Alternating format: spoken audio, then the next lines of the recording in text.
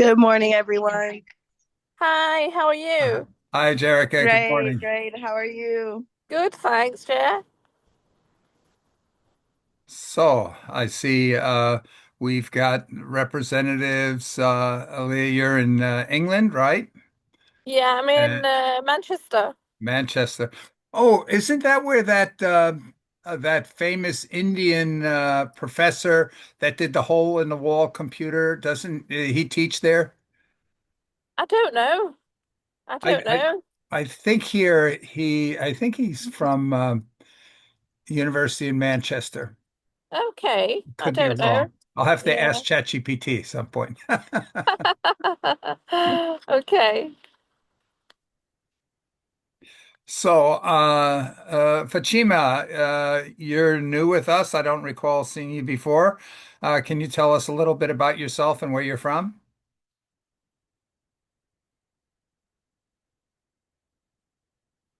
You're muted, so you would have to unmute yourself.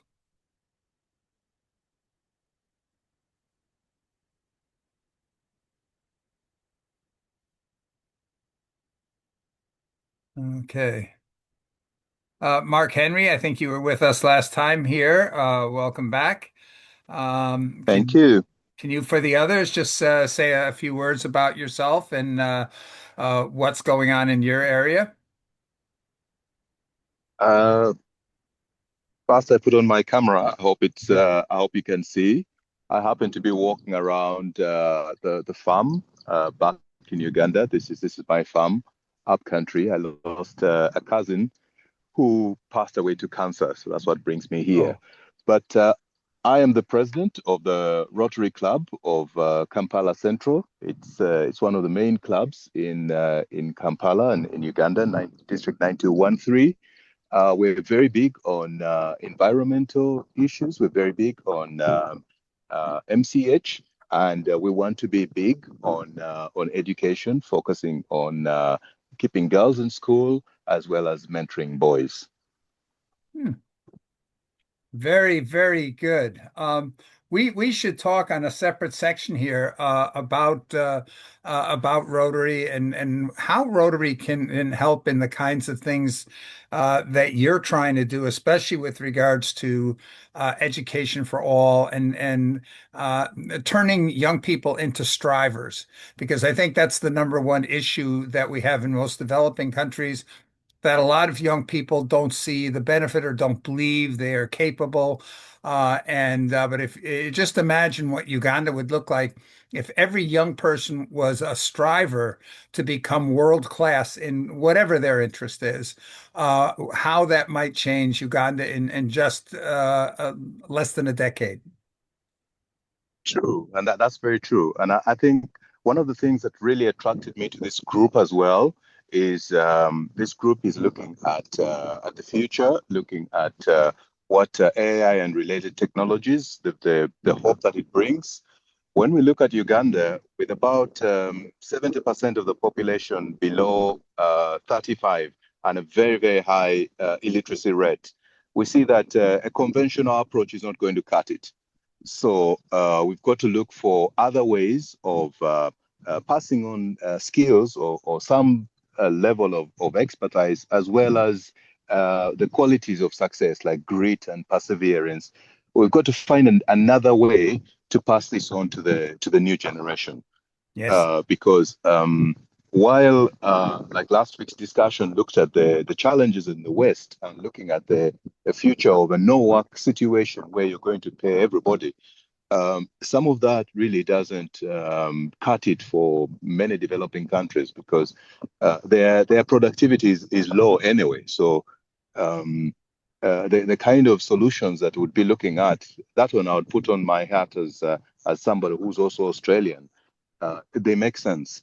But for the developing world, we need to see how can we just customize something to make people relevant to themselves and they won't be resorting to things like crime or all Yeah. sorts of other devices of Yeah. staying alive. Well, one thing we should talk about at some point is actually one of the next few meetings. I want to talk about what our club is about because we're a worldwide club. And our goal, if you would, is to help every single club everywhere in the world to do more than they ever imagined they'd be able to do, so that we can take on the world's problems. And one of those initiatives is something we call here.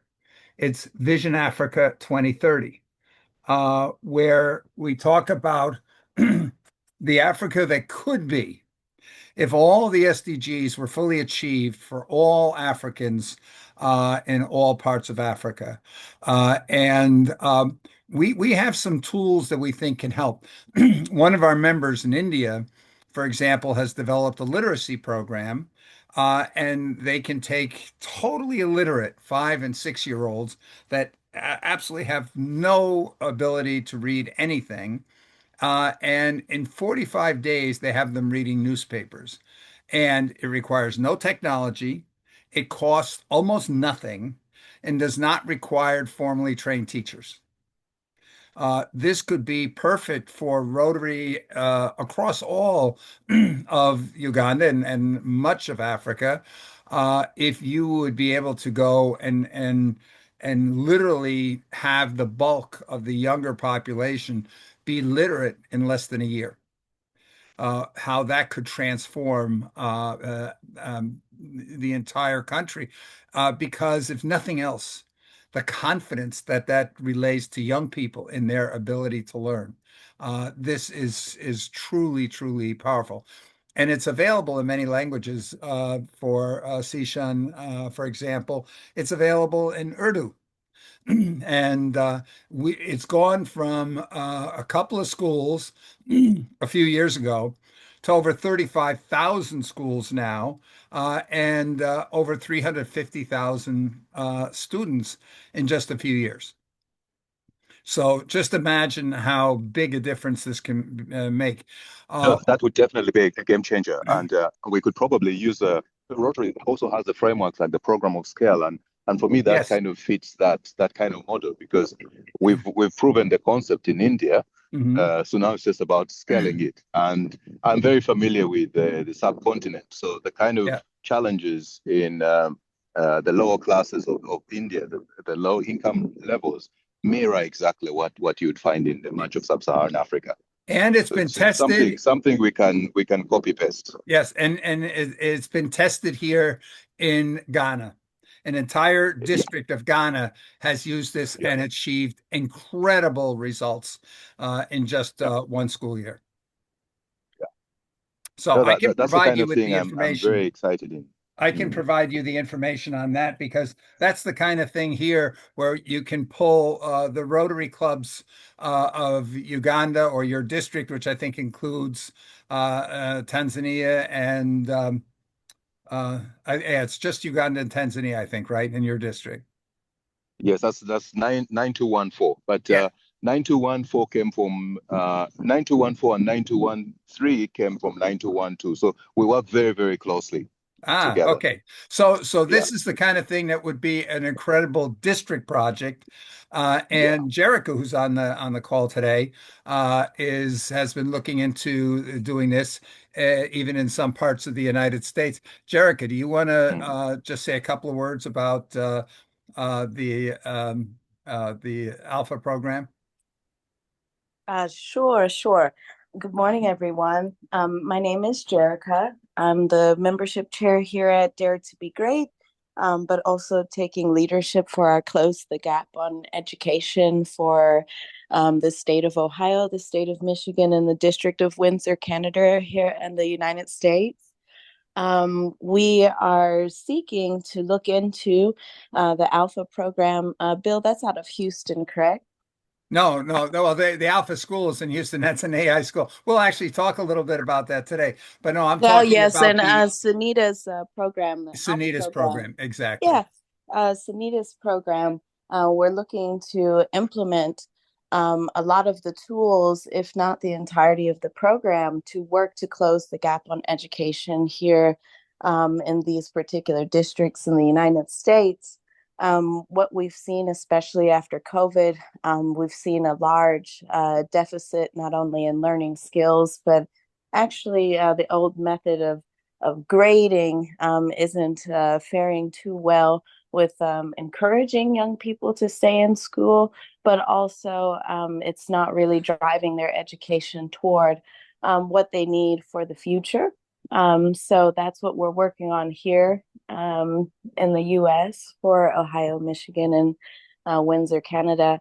And very fortunate because I do see opportunity as we are dealing with certain demographics that are coming from districts that are extremely impoverished. And how are we bridging that gap on education? Not utilizing AI, so to speak, but we are actually digging into Sunita's Alpha program to figure in how we can close that gap utilizing these new learning tools that she's created there in India and have it be successful here in the United States, especially with our demographics that we're looking at that are impoverished and how we're able to wield them for success for the future. Great, thank you. Thank you. Okay, so these that's just one example, but it's something we'll be able to talk more about here in an upcoming session. Okay, let me see. We are 13 minutes after the hour. So, ding. I'm Bill Graham. I'm the president of the Rotary Dare to Be Great Global eClub, the go-to place for those who are crazy enough to think they can change the world, the whole world, and daring enough to try. I declare this meeting on 20 September 2025 to be open. Okay, the topics for this week, there's a couple of things. We've been talking about AI for quite a while now. It's been actually the focus of a number of our meetings, even though our focus on the club is to be of the greatest service to our community, like all Rotary clubs. One difference is because our members are from around the world, we see ourselves as a global club, which means our goal is to serve the world. Our community is the world. And when we come to talk about service, we don't talk just about doing some stuff. We don't like that people of action things. We'd like to think of ourselves a little bit more strategically, in that our vision of a service is to help our community avoid any major or severe or potentially existential consequences of the major problems facing the world. To say it very briefly, the mission of our club is to solve all the world's problems.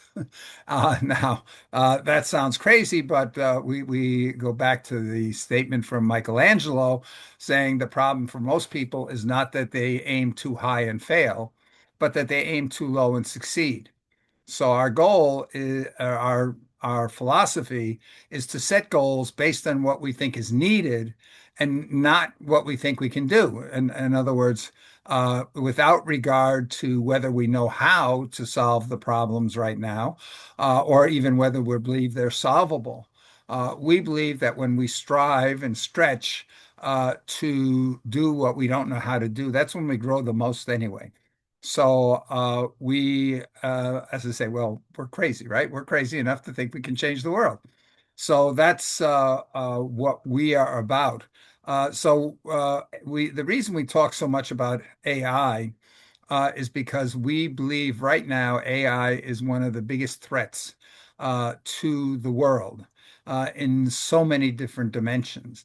If it Well, I have to rephrase it. It could be the biggest danger. It could wipe out humanity, and there's many people who are very knowledgeable in the field that have described how that could happen. On the other hand, it could bring about paradise on earth, where we finally eliminate hunger and poverty and reduce inequalities in the world. And we provide a world where everybody is able to pursue their particular passions, and that the world just becomes better and better for everybody. So we talk about AI a lot from the perspective of things it can do so that we can understand how it might become capable of being a real danger to humanity, but also how it could become a great boon to humanity in solving diseases. We already see tremendous progress being made in coming up with both diagnoses, processes, and treatments. We're able to identify cancers much faster. It's just so many different things. But it also, as some people have pointed out, it could solve the energy problems in a way that doesn't impact the climate. And in fact, it could actually come up with a solution to solve the whole climate change issue. There's two ways. One is getting everybody to scale back their actions that are damaging to the climate. Another way is to actually find technical solutions that could literally fix or cure the Earth's climate. This is one of the reasons we talk a lot about AI, because there's a lot of people out there that they don't see or don't believe AI can be making that big a difference in as short of a time as people are now estimating. And we try to show why that is not the case, why the time is very short for bad things to happen or good things to happen. And so we do talk about AI from those regards. So at any rate, last week I tried to demonstrate some very new tools had come out just 2 days before our meeting last week, but they weren't stable. They were there one day, not the next, or even 1 hour they were there, next hour they weren't. So I wasn't able to actually demonstrate them. So we had to just look at a video that's showing what could be possible. But today, a lot of them are there and functioning, or they were at least a half an hour ago. And so I will try to go in and demonstrate those shortly. But another thing here that has come out um, is when we talk a little bit about the future and the impact that AI can have, um, the questions is, well, where'd all this come from, and why do we have AI? Why are we doing the things that we are doing with AI? And so I started having some discussions. Now that we've got advanced voice and we can just hold a chat, sort of like a living room chat with AI. I talk to AI a lot. Doesn't say much of my personal life, maybe, but the we're able to get into a lot of issues, a lot of, well, why are things the way they are? It's almost like I'm a little kid saying, well, why is the sky blue? But so we get into a lot of issues, and I've been looking at, and particularly at issues um, like Rotary and its membership issues, and why this is. Oops, hold on just a second here. Okay, and Um, why in developed countries is Rotary having such membership problems? And so I'm talking to AI about that, and I'm talking to AI about how certain things have happened with AI.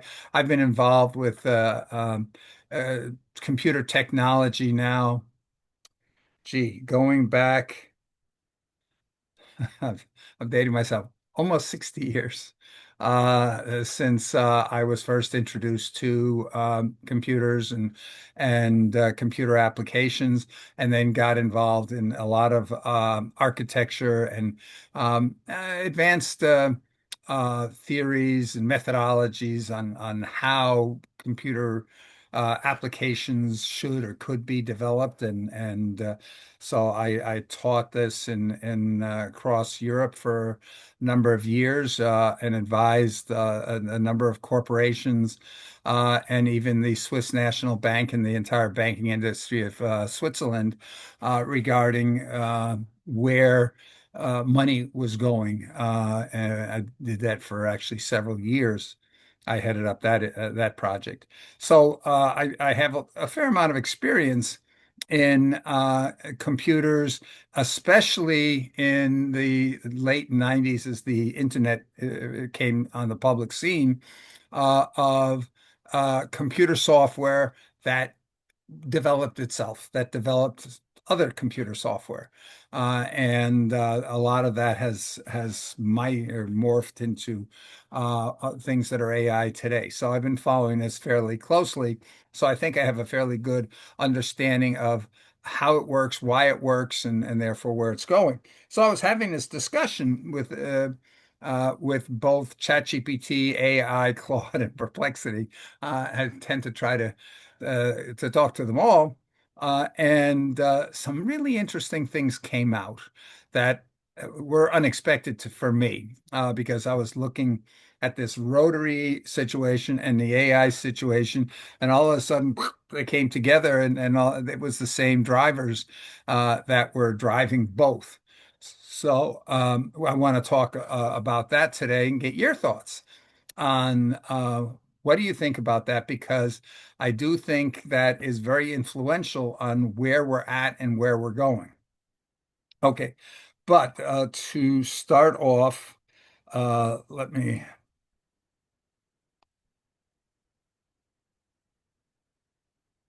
hold on just a second.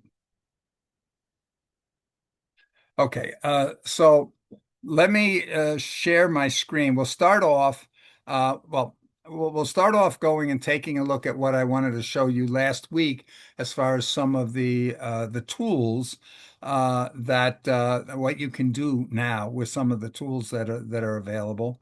And then we'll switch to the discussion here of why we're at where we're at and where things are likely to go. And it's not that much about technology, at least not the technology of today, at any rate. So, is everybody okay with that approach for today? Okay. Sounds like a plan. Okay. Great. Okay, so let me go and share my screen then. Uh, एक वो जब दिखा रहा था तो तुम what's going on?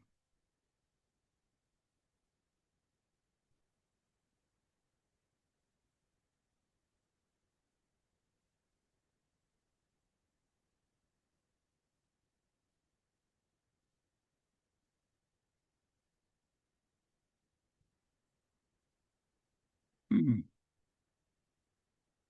Hold on just this. Oh, there it is.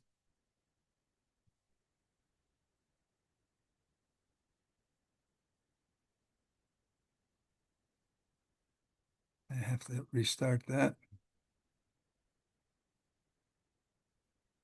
Okay, so I'm in Notebook LM, and those of you who recall Notebook LM is a free tool from Google where you're able to curate uh, a um, a knowledge base on anything here, whether it's quantum physics or parliamentary procedures or where we are in the study of liver cancer or how do I fix my bathroom faucet.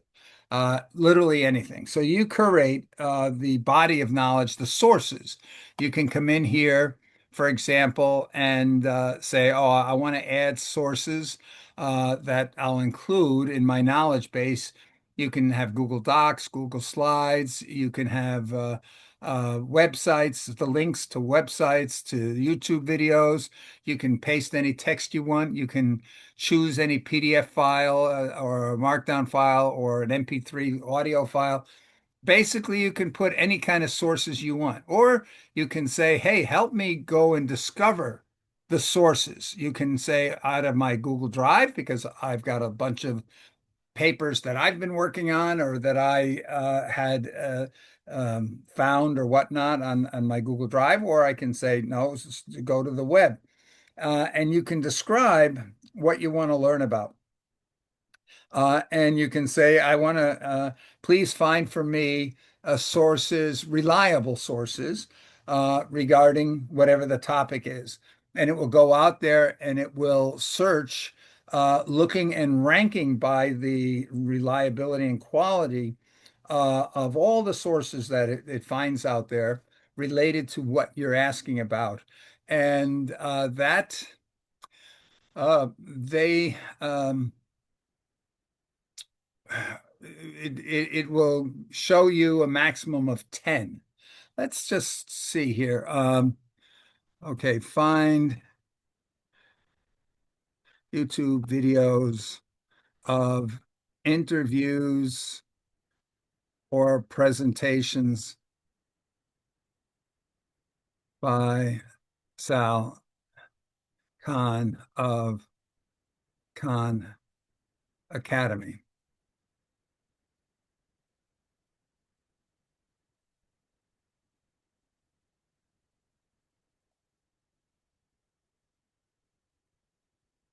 Okay, so let's see. So I'm asking it to find the YouTube videos.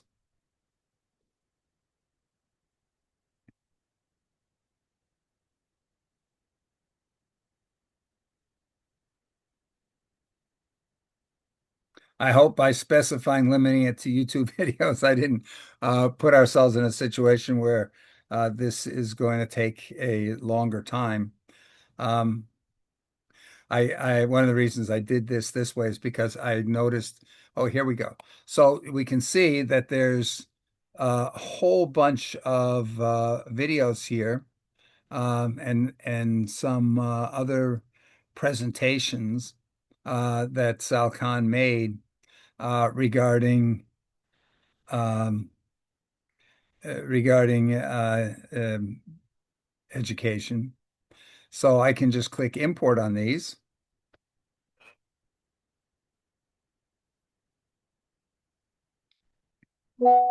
And we can see it imported all of these. Now, I have the option of being able to go and I can say, okay, I want to treat as my body of knowledge for all the other things I do. I want to treat all these sources. I want all these sources included. Or I can come in and I see we got one that's running into a problem here.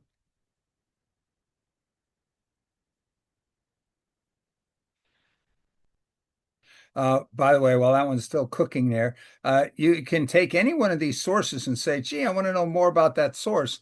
And I can come and it will give me a guide into that source, show me what the major areas that it went into that whatever that source was, and then it will actually give me here the actual source that I can go through and actually see the specific source. I can drill in if I want to know more, for example, on Khan Academy's role on this particular item. It will go and it will create a question from me to this particular source about that aspect of that source. And one of the things that's very interesting on it is you see these little numbers that are here. I'm able to, those are citation links that let me go and it shows me the actual text of the source document or whatever the source item is. And so that I can go in and know exactly that it's reliable. Now, one of the things that's really important in this, you know, why do this? I mean, uh, why do I have a separate place where I have to go in and say, hey, these are the sources? That's because we know when we're going against the full internet, that's all everything that anybody said pretty much in the world on the internet over the past several decades. A lot of people have said a lot of garbage things out there, and AI, it doesn't necessarily know, okay, that one's garbage and this one's not. So we get what we call these hallucinations because if it can't find reliable information or if it finds more people that said garbage than factual, it's going to pass that on to the user. So by going here and saying, no, I only want to include reliable sources, I'm able to limit the sources that it's going to pull information from to only those that I trust, that I have faith that they're valid and common. Okay, so I see now in the meantime that this one source was not able to be opened or included in the sources. That happens sometimes when, for example, a source is behind a paid firewall or something like that. So what I typically do is I just come in when there's okay. And I remove those sources. There's no value of keeping a source on there that is not going to work. So at any rate, so we saw here this picked up on a that particular aspect that I said I wanted to know more about from that particular source. Other than that, here I'm able to come in and chat with this. Let me just refresh. Okay, so by the way, this now is taking all these sources, and this is the from 10 sources. This is now the synthesized summary of what all that is about. Okay, so and I'm able to go and I can read this. I can talk to that body of knowledge. So you see here, I'm asking questions to 10 sources. And it makes sometimes some really good suggestions. What fundamental systemic changes are necessary to shift away from this education model? How can technology enable us? So sometimes these are really good to look through, or I can ask it any kind of a question that I want. In 100 words, what is the main point of Sal Khan?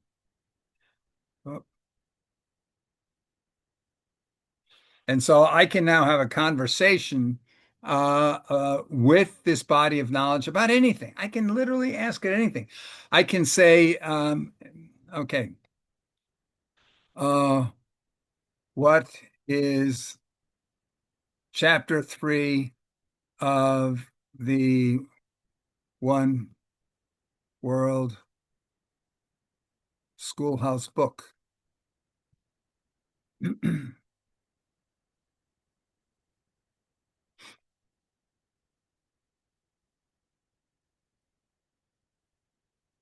So now it's telling me the key points of chapter 3. So you can imagine here, if I'm studying algebra and we're currently working on chapter 3, I can go and say, hey, what are the main learning points that I need to learn from chapter 3? Or for any particular thing that I'm working on. And again, the answers always include the citation links to be able to see in the source material exactly where the information is coming from. So, and we also, so these notes. Now, one thing about it, anything you ask in a chat mode here, if you don't save it by saving it to a note, making a note out of the response, the next time you come in, it's going to be gone. These are transient and don't stay unless you want it to stay, because yeah, otherwise you're cluttering up your knowledge base with a lot of information that, oh, okay, once I know the answer, I don't, need to be reminded of that discussion over and over and over again. Okay, so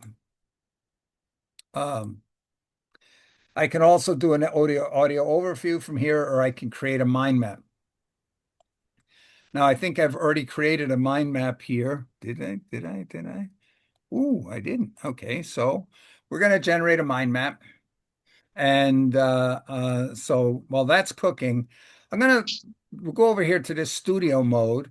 And in studio mode, I can do audio overviews. I can do a video overview. I can do the mind map that it's doing. I can do reports as a briefing doc, a study guide, frequently asked question, get a timeline. I can create flashcards if you're trying to learn it. I can, within the flashcards, I can say, create a set of flashcards about chapter 3. I want to have all the major takeaways. I want to understand all the issues about chapter 3 or about um, differential equations or whatever single aspect is that you're looking for on that. Um, I can also come in here and look at the quizzes, create quizzes, and have me quiz me, and I can say quiz me about a specific aspect. And we're going to look into exactly what those look like in a minute. But we've got here our mind map. So I want to just go into the mind map for a second. And the mind map just breaks it down into the key points. And I can go into any one of these then and drill down and say, I want to know more about this. And then I can keep drilling down further and further here. I can take any one of these points and say, gee, okay, well, what does this body of knowledge say about this specific aspect about this? I can drill in and it converts it into a chat discussion on that specific aspect, the content related to that specific aspect. And again, it'll bring up and go into that one aspect in detail here. And again, I can have all my citations here and go in and find out the details to that. Now, Bill, this is Stu. Can I jump in? sure, Stu. I have two major undertakings that I would never do without Notebook LM coming up. The first one is a water sanitation project in Kenya with 26 schools and 50 healthcare facilities. We have 3 years of reports, data, observations, and we don't really have a digest of all the learnings, everything we've learned from this, the errors, the gaps, the people mistakes, the maintenance mistakes. So I and two other experts are going to take all of this and put it into Notebook LM and have it digest and analyze according to certain criteria. Then we're going to look at it, and based on that, we're going to give an expert report back how to complete the project, how to take everything we've learned and turn it into a better model for doing 2 more schools, 2 more healthcare facilities, and doing it right. And that will be a great completion.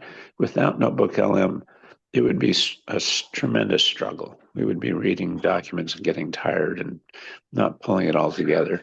So that's one. The second one is I really wanted to go to World Water Week in Sweden this year, but I just couldn't see the cost, the difficulty, the interference with my other work. Well, they just released a video set, all the videos from nearly every single speaker on YouTube. They created a YouTube channel with the whole content, and Notebook LM can take YouTube video links. So I can put 20 or 40 YouTube videos into here, and I don't have to watch 40 YouTubes. All of a sudden, it will have that mind map.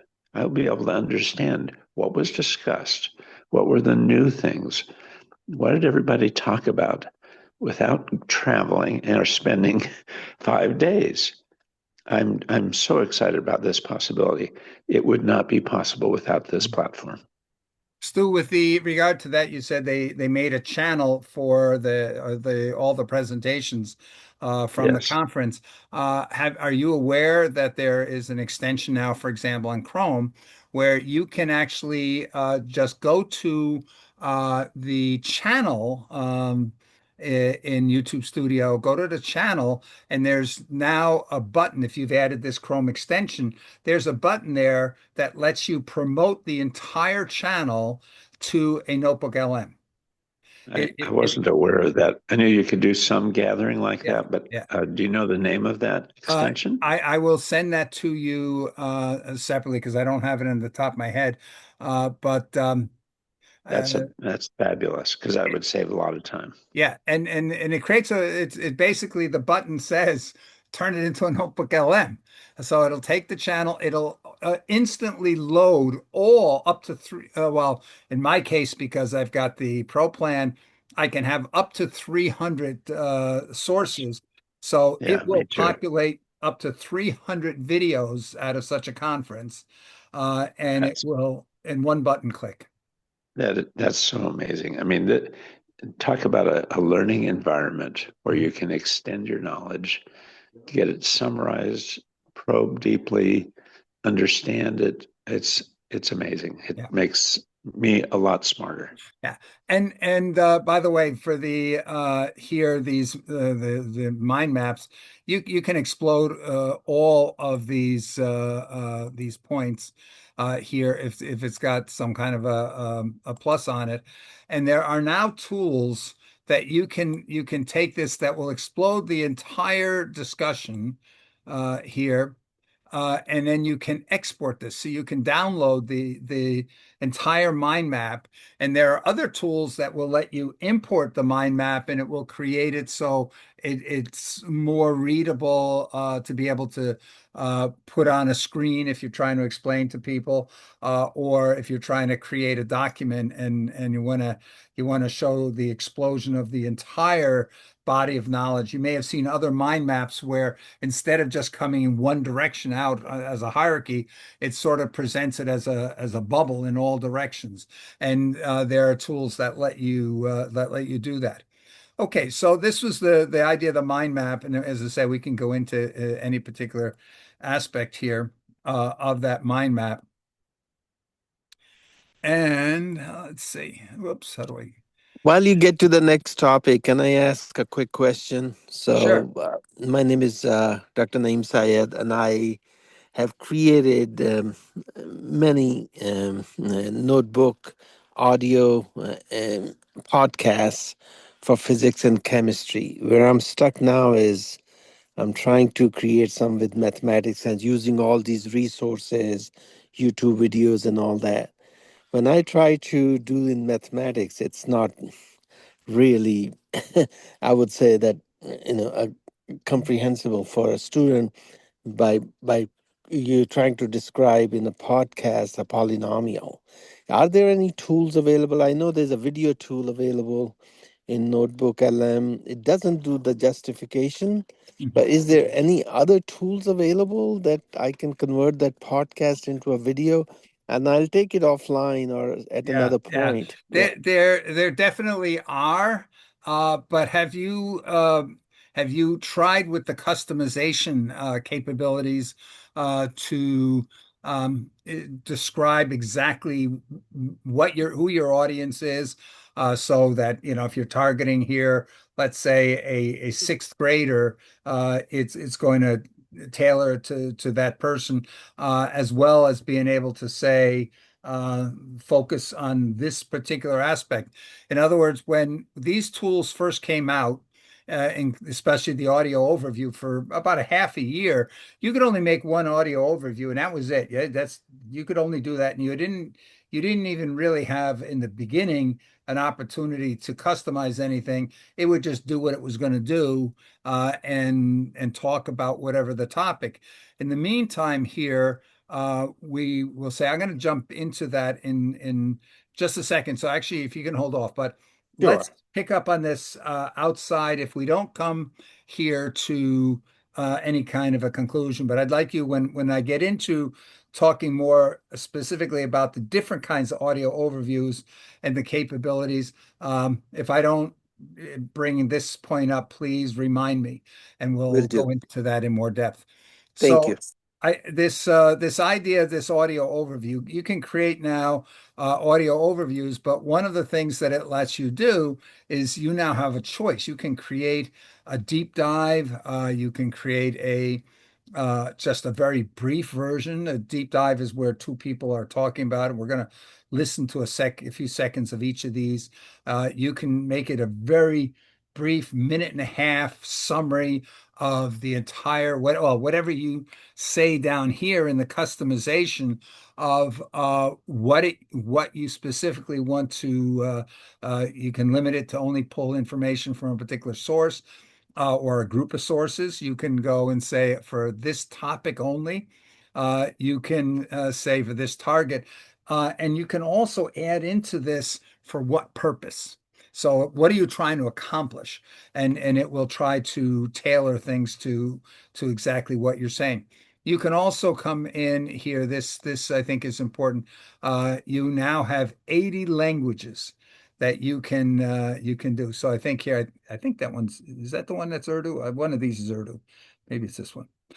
So you have so many different languages now that you can create these podcasts in. You can specify the length if you want to go into more detail or less detail. So you can do that for a deep dive. You can, as I mentioned, do this for a brief 1.5 minute, roughly. You can have a critique. So whatever the source, all the content of the sources of this base of knowledge, this body of knowledge, where it will critique it. Whether it believes these sources are credible or there's conflicting information out there that we didn't include. And then this new one, which I'm really looking to do a lot with, is this debate, so that you can bring out a particular aspect. Let's say you're talking about what's the speed that jobs are going to be displaced in the world due to AI, and you can come out and say, okay, I want debater one, because down here in the instructions, you go say, I want debater one to take this position, to debate this position, and I want debater two to take this position, or just be anti to debater one, whatever it is, and get the debate again in whatever language. So let's just take a look, because these take a few minutes to generate. So I generated a couple of these. And let's see, we'll start off with this one that I did this 290 days ago, so it's a while back, but we'll start off with this. Hey everyone, and welcome back to the deep dive. Yeah. Today, we're diving into a topic that's, I think, pretty important to everyone. Yeah. Education. Yeah, it's always a hot topic. Always a hot topic. Okay, I just stopped that and I'm restarting it again, and you'll see in a minute why. Hey everyone, and welcome back to the deep dive. Yeah. Today, we're diving into a topic that's, I think, pretty important to everyone. Yeah. Education. Yeah, it's always a hot topic. Always a hot topic. Right. But we're not just talking about, like the basics. We're going really deep today. Yeah, exploring some innovative approaches. Yeah, like way outside the box. Really challenging the traditional models. Oh, hey, I think our listeners got something to say. Yeah, I have a question. Can you tell me a little bit about Sal Khan's educational background? Oh, that is a fantastic question. Yeah, that's a great place to start. Okay, let's unpack this a little bit. Absolutely. Sal Khan's background is quite impressive. It really is. He actually holds 3 degrees from MIT. MIT, yeah, in engineering and computer science. He also earned an MBA from Harvard Business School. Right, so he's got that blend of technical and business smarts. Exactly. Before he started Khan Academy, he was working in finance. A hedge fund analyst, if I recall correctly. That's right, and it was actually while he was tutoring his young cousins in math remotely. Yeah, in 2004, that's how it all started. That's where it gets... Oh yeah, let's hear it. I heard that he said something. Somebody asked him how he managed to do 3 degrees from MIT, which is a very tough university, and he made some comment about not going to class. What's fascinating here is that you're right. Okay, let's unpack this. He and his roommate at MIT actually became known as class skippers. The notorious class skippers. Yeah, they figured out that those big lecture classes were often a monumental waste of time. Here's where it gets really interesting. Instead of sitting passively, they actively engaged with the textbooks and derived equations themselves. That's why he was able to take double the course load. Right, they avoided the seat time. Which, I mean, MIT is already rigorous. Very much so. And their philosophy was, why waste time sitting in a lecture? Okay, so I just stopped that. So that is the deep dive. But if you also notice, we have the capability of interacting with this with the audio overview. And I've a couple of people have told me how they use this. There was a young student in Italy, for example, that was taking a class on Shakespeare's sonnets, and so she had an audio overview. She loaded in the Shakespeare sonnet, I guess they were talking about, or maybe all of them, and then said, "Okay, make me an audio overview."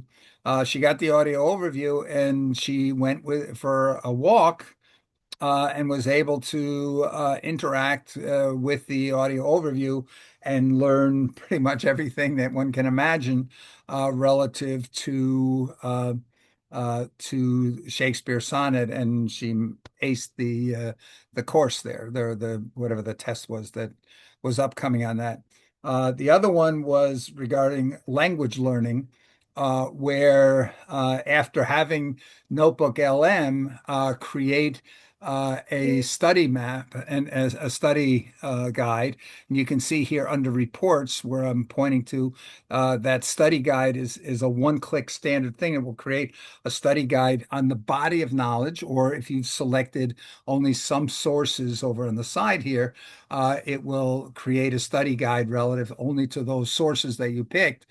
And then it said for each step of the study guide, it asked it to expand upon that in a audio overview. So each day it had an audio overview about the phrases and things that it wanted to learn for that particular day. And he did the same thing. He then loaded that up and went for a walk, and it was conversing with the Notebook LM, and was able to, in 1 week, achieve what he had been trying to do for years in learning another language. Okay, so comments along the way. So I make sure I'm not just not being bounced offline here and nobody's hearing me. What are our thoughts to what I just showed us as that simple audio overview? What do people think about that so far? So, with my perspective to K-12, that's where I try to convert these small resources, but trying to bring it to each and every student. I think this building this narrative, okay, what about this? So, you're telling me about this. What do you mean by a variable in a quadratic equation? And that really gives a depth to what I'm trying to teach or what I'm trying to tell the students. So that's definitely is very impressive, at least in my areas that I'm trying to build the lessons. Yes, yes. And we're going to see here when we get into flashcards and quizzes how we can tie that together. But again, one of the things in the audio overview here on the deep dive aspect that I keep seeing people saying is in the beginning, you just said, oh, take my body of knowledge here and give me an overview, an audio overview of what it's all about. But there's nothing that you're able to go in there, and with the custom instructions, you're able to go and limit that to very, very narrow specific parts of what you're learning. And if you've had Notebook LM, make the study guide and expand on the study guide, and you can have it even sequence, make a dependency sequence so that it ensures that you've learned any dependent concepts or ideas, that you've mastered those before you go on to something that is dependent on that. So you really can fine tune those. So I've seen now where people are creating 50, 60 audio overviews relative to a particular source, because a lot of people are using this. They'll load in one textbook, the textbook their school is using. They'll load that in, and then they break it down and create in the chat. They say, okay, for each chapter, give me the key takeaways for each chapter. And then they go into the overview and say, okay, take this chapter and now let's break this down into detail. And then we'll see here how they can tie the same thing in with the flashcards and so forth. But let's take a look at a couple of the others of these audio overviews. Let's do the brief. This is the brief on education reimagined. We've pretty much all learned the same way for, well, forever, right? Well, Salman Khan, you probably know him, founder of Khan Academy. He basically says in his book, The One World Schoolhouse, that this whole traditional classroom thing, it's kind of fundamentally broken. He argues we're at this huge turning point, aiming for a free, top-notch education for absolutely anyone, anywhere. Okay, so first up, he calls the big problem Swiss cheese learning. Think about it. The old way locks in the time you spend, right? Bell rings, you move on. Even if you only got, say, 70%, maybe even less. And since everything builds, those little holes, they eventually cause huge problems down the line. You end up hitting a wall later in tougher stuff like calculus or organic chemistry. Makes sense, huh? Right, so if those gaps are the issue, what's the fix then? Second, it's all about mastery learning. This totally flips the script. Instead of moving on because time's up, you only move forward when you've really shown you get it. Like maybe getting 10. Okay, and so this is what the thing. I could have changed the playback speed. So if I say, look, I don't have time to listen to all this, I could increase the speed here. And problems right in a row, showing you're truly proficient. So understanding is fixed. You got to nail it. And the time it takes, that can vary. You end up building a really solid foundation that. So in other words, they've really gone into efforts for somebody who's trying to study, who's got limited time. Hey, how do I maximize what I can learn in a given amount of time? And then I can download this, but I can also share these. So I can create an audio overview about something and I can share it. So if you're a teacher, potentially you can share this with your class. Because it's bringing out a particular aspect or point that you were interested in. Okay, And so Bill, can I jump in? sure. Stu again. You can also take these audio over guides and turn them into other languages. Oh, So yes. if you want Yes. to spread your knowledge to other countries, to other experts, to other educators, you can, and save those in a cluster, and then say, here's the French version, here's the Zimbabwe version, whatever. Now, Stu, did you find any particular easy way to say, okay, here I've got a selection of a dozen languages. I want in one click to be able to generate copies. I don't want to make a new audio overview. I just want to go and translate it into the other languages. Have you found a way to Yeah, do that within Notebook I, LM? I have not. Okay. I'm not, that's not really my purpose, but I will have a team that will need to do that. So we will Okay. explore that. So they apparently here this can be done, I think, in 11 labs, and I'm sure others. And what I would do is I would go to Gemini or ChatGPT, and I would ask about utilities that let you mass translate presentations into multiple languages and easily. Because Yeah. the problem here is I'm just generating this in another language, the brief, just to be able to demonstrate this. But the problem I've got is it's regenerating a new podcast. That new podcast might not be saying exactly the same things that the previous podcast said. So you definitely want to look at some of the others. And I'm pretty sure 11 Labs does it, but 11 Labs can cost, and so I'm sure there's others out there that will do that for Somebody nothing. will make an agent someday to do that, I'm sure. Oh yeah, an agent will do that without a problem for sure. Okay, Bill, may I ask a quick question? sure. Okay, as far as like the body of knowledge and sources, as we look at Sunita's Alpha program, and it's been in 35,000 Yeah. schools. So would that be something that we could load into the source as well? Would it be able to derive knowledge from something like the Alpha program, or has the Alpha program not expanded enough to be a body of knowledge?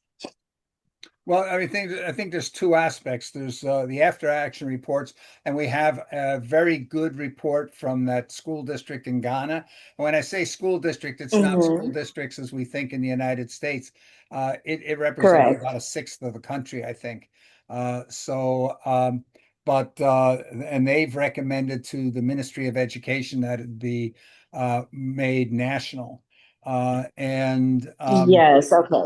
so we have that kind of thing where we say we want the body of knowledge is what is the experience of schools and people that have implemented the Alpha program.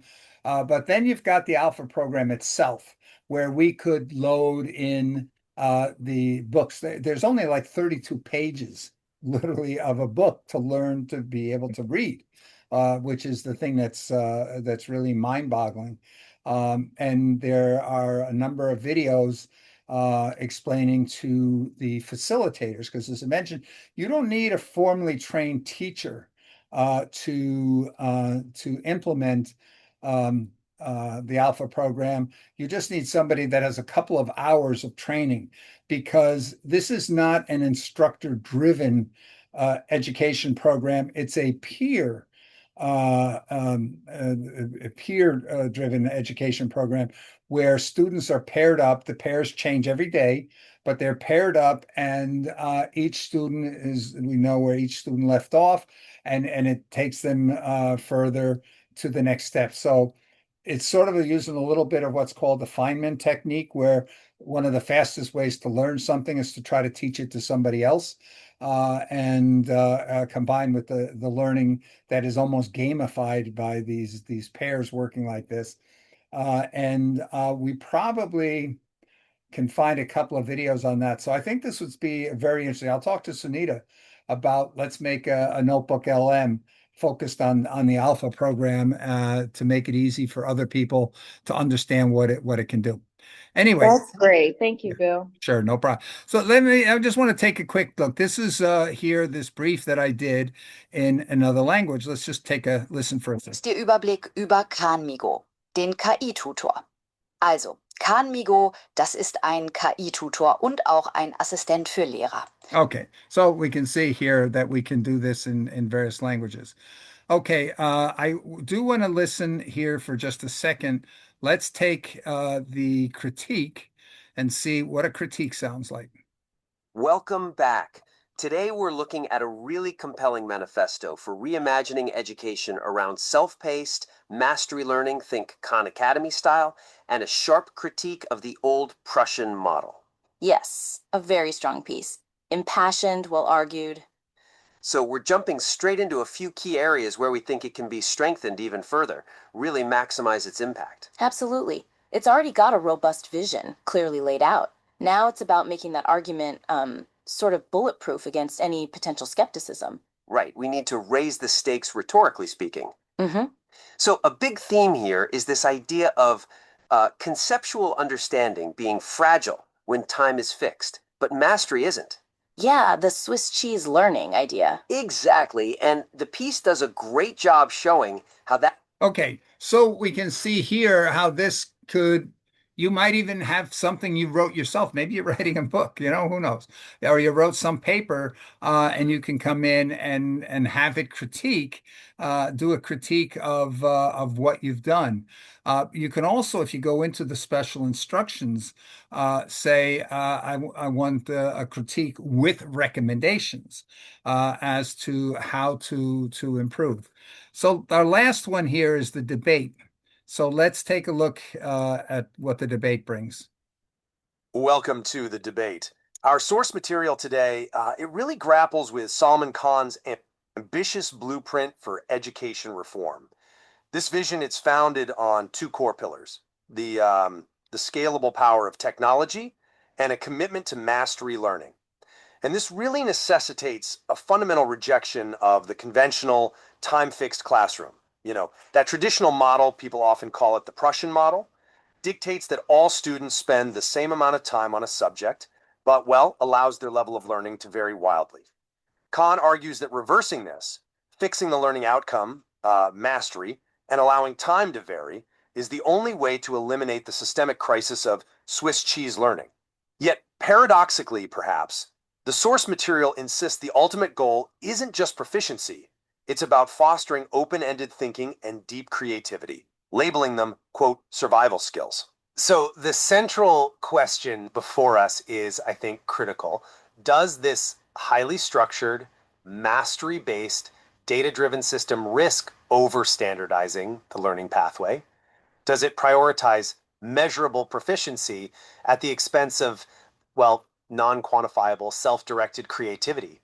I'm going to argue that deep mastery is the essential, durable foundation that actually frees students to pursue their creative potential.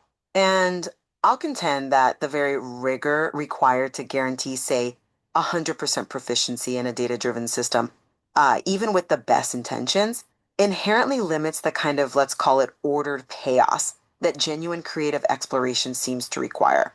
We really have to ask if efficiency and creativity can Okay, so this sounds really, really interesting because you can now go into you've got a problem in some kind of a project or whatnot, and to deepen the understanding, have this thing go in there and find aspects to debate about. But you in those instructions, you're able to go and literally tailor here in the debate down here. What aspects do you want it to debate on? What are the things that you're trying to understand more deeply? And it will come up with some really interesting things that you might not have thought about. And then, of course, you can turn around and you can actually take the transcripts of these debates and you can turn those into sources. You can download any of these audio files here, and then you can turn around over here and turn it into a source. Actually, you might be able to even do it automatically here. No, I don't see it doing that unless it's in the share mode. Uh, no, I don't see that. Okay, so at any rate, one can there's a way to do that. Just download it and then go here and select it to be a new source. And the information that came out in the debate that didn't think of that. You turn around, put that back into a source. Now you can talk and chat with the body of knowledge about that discovery that came out in the debate mode. Okay. Bill, I just want to say I have not explored this, and I'm going to from your demo. This is much higher level language. It's more intense use of words, and as you say, it illustrates points very, very like a knife edge. So I really appreciate this new feature. Mm-hmm. Yeah, and I think here, keep in mind, you can say, hey, I want you to create that audio overview for an audience of 8-year-olds, or I want you I have an audience of professional researchers, and I want you to create the audio that would be most useful for that audience. So Yeah. this is something that's important. So here in our videos, we can now create videos. And in the videos, you can target a specific use case. You can focus on specific sources. You can say, here's the structure that I want this video. I want the video to set the stage by talking about what the problem is first, and then talking about this aspect, and then talking about that aspect. So you have influence over that. I just did a very simple, hey, show me just to see what this looks like. So I didn't go and put any instructions in. So let's just see what it came up with. By the way, these are only about 9 or 10 minutes long, regardless of, you can't really change the length on these right now. Welcome to The Explainer. Today, we're diving into Salman Khan's really powerful manifesto for education, the One World Schoolhouse. It's his bold vision for basically rethinking how we learn, right from the ground up. So let me start with the question for you.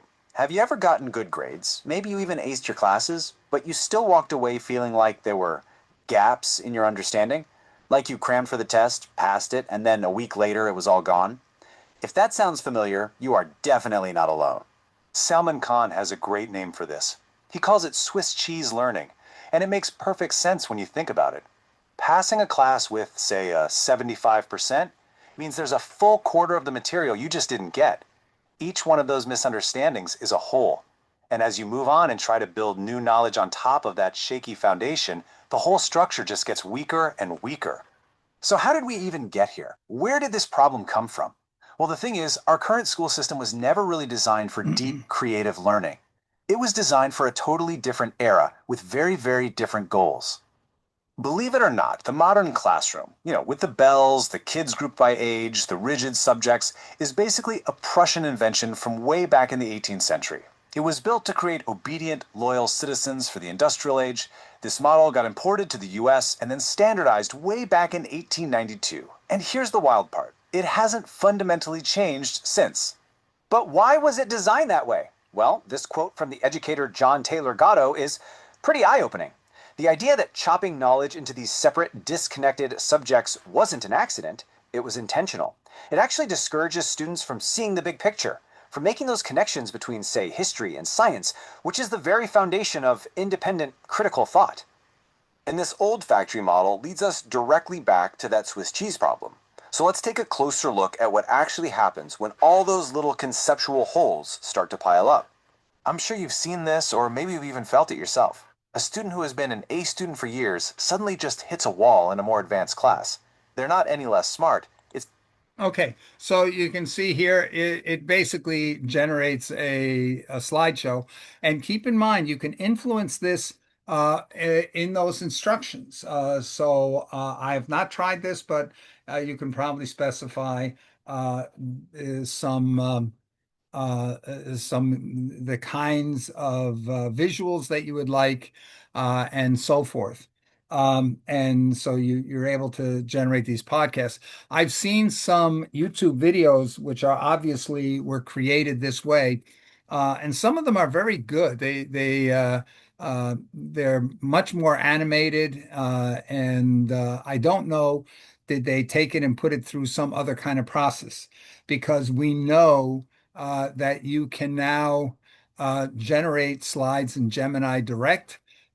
You can Gemini now is built into Google Drive for Google Docs and Google Slides, where you can come and say, make this for me. And then you've got things like Jotforms, which you can just say, make me a PowerPoint presentation about X, Y, and Z, whatever it is.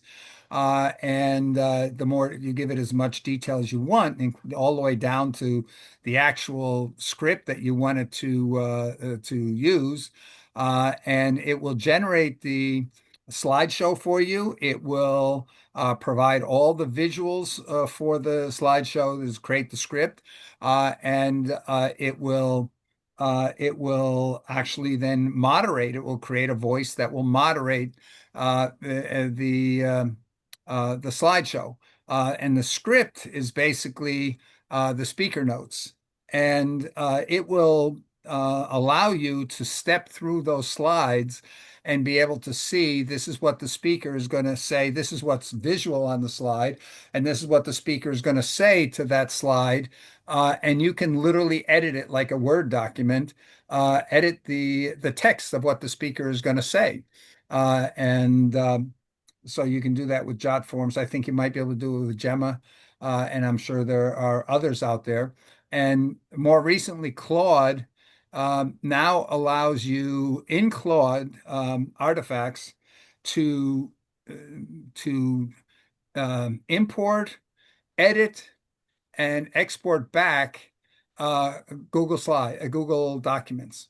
So you can take Google Documents, Word documents, so Microsoft Office and Google Docs or Google Drive documents, spreadsheets, you name it, and you're able to go in there, have the AI manipulate the file, and then return the file. So the ability to directly interact with file creation and modification. Bill, Yes, very quickly, do you also post this video? I know it's recorded at any yes. point, any place. I am a little behind on getting them posted, but we do have a YouTube channel out there, Dare to Be Great, and I will be posting this. Yes, Excellent. Thank you. sure.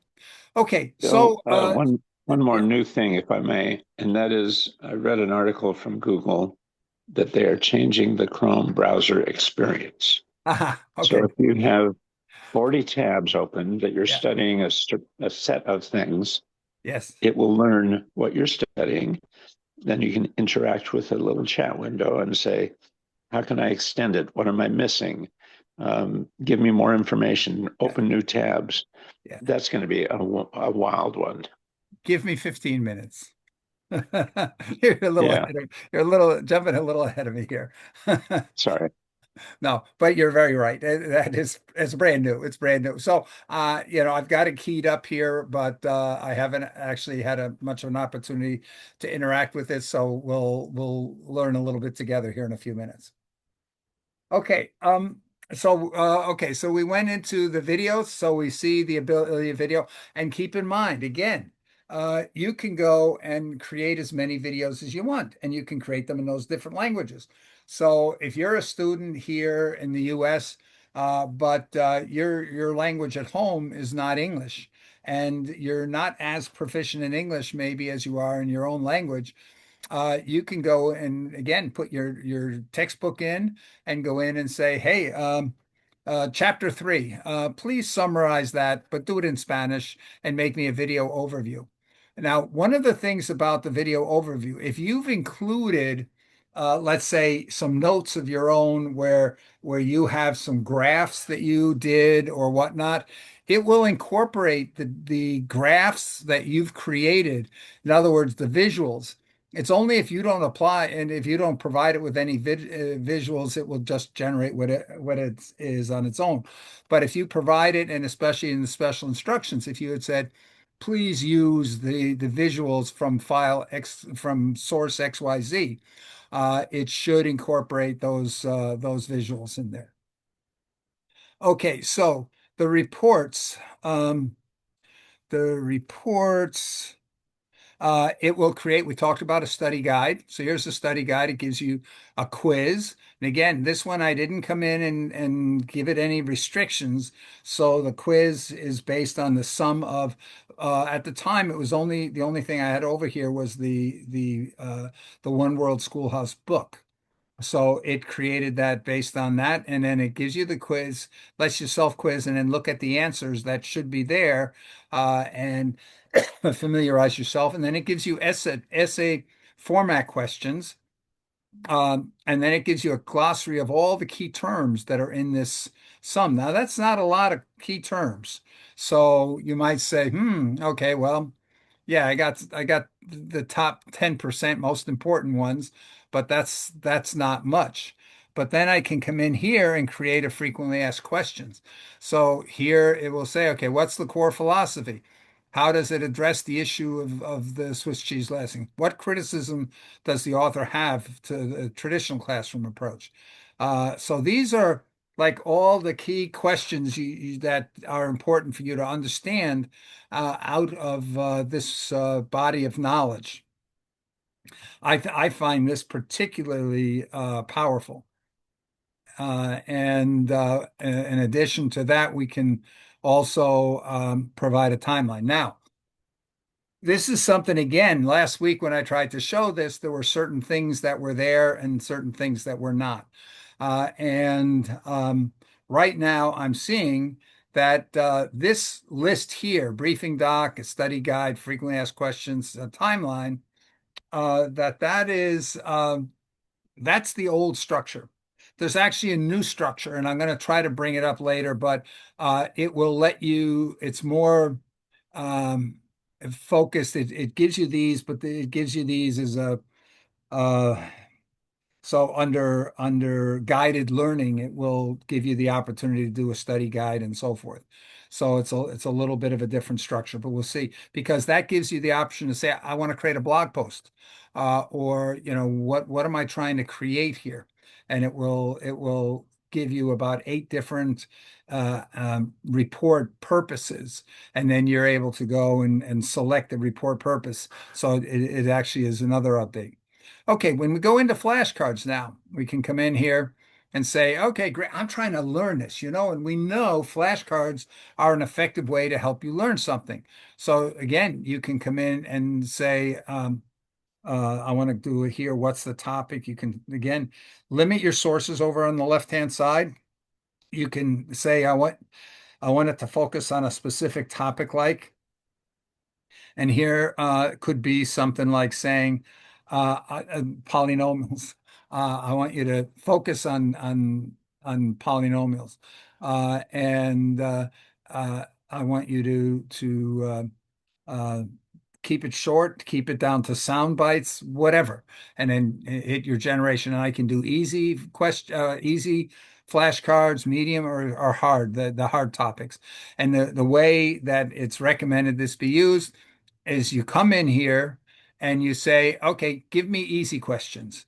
And once you say, oh, look, I'm getting all the easy questions on the flashcards, I'm getting them right every time. Then you switch over to the mediums and say, okay, let me do the same thing with the mediums. I got all the mediums. Now let me go on to the hard stuff.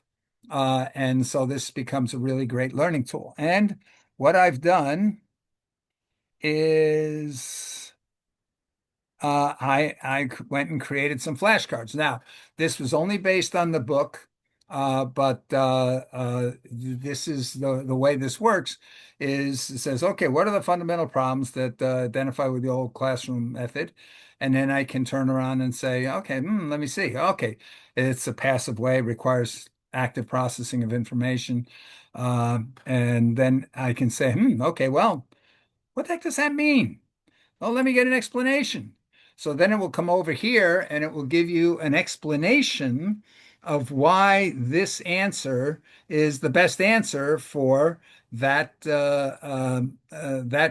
question. And again, with the links over to the citations, exactly where that piece of information comes in your body of knowledge. So, and then you can go on to the next question and the next question and the next question.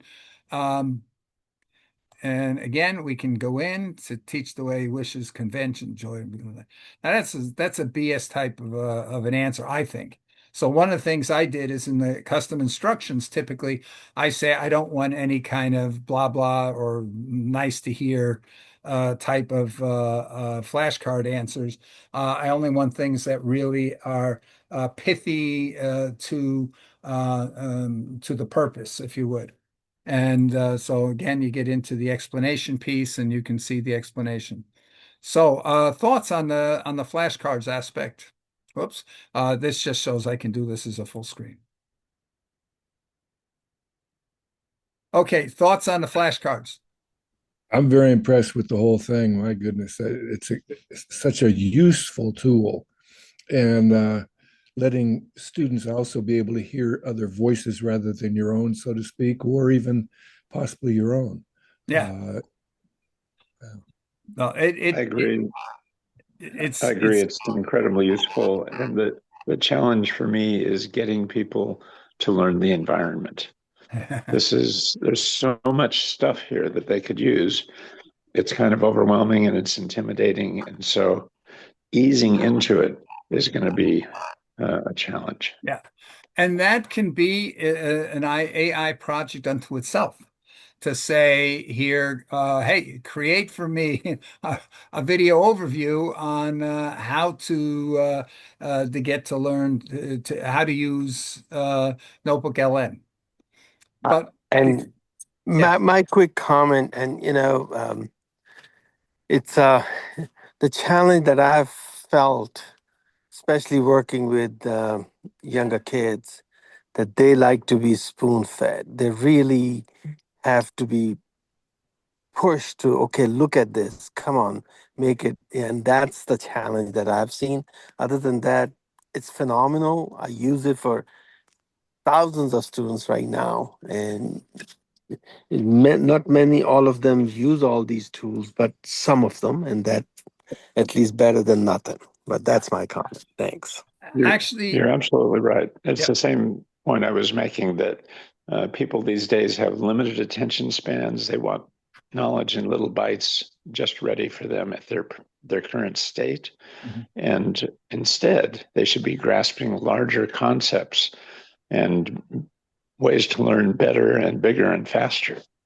Yeah, as I mentioned here earlier, when we were talking about the situation in some of the developing countries, the main challenge is to turn everybody into a striver, to turn everybody into somebody who is chasing the information instead of somebody who's waiting for somebody to spoon feed them. And this is one of the reasons why on one of our other projects that we are encouraging the stopping of teaching. In other words, that we would like to see all schools cease teaching. In other words, create the expectation among young people from a very early age that they are responsible to learn and that the tools are available to help them. And the teacher becomes only the mentor coach.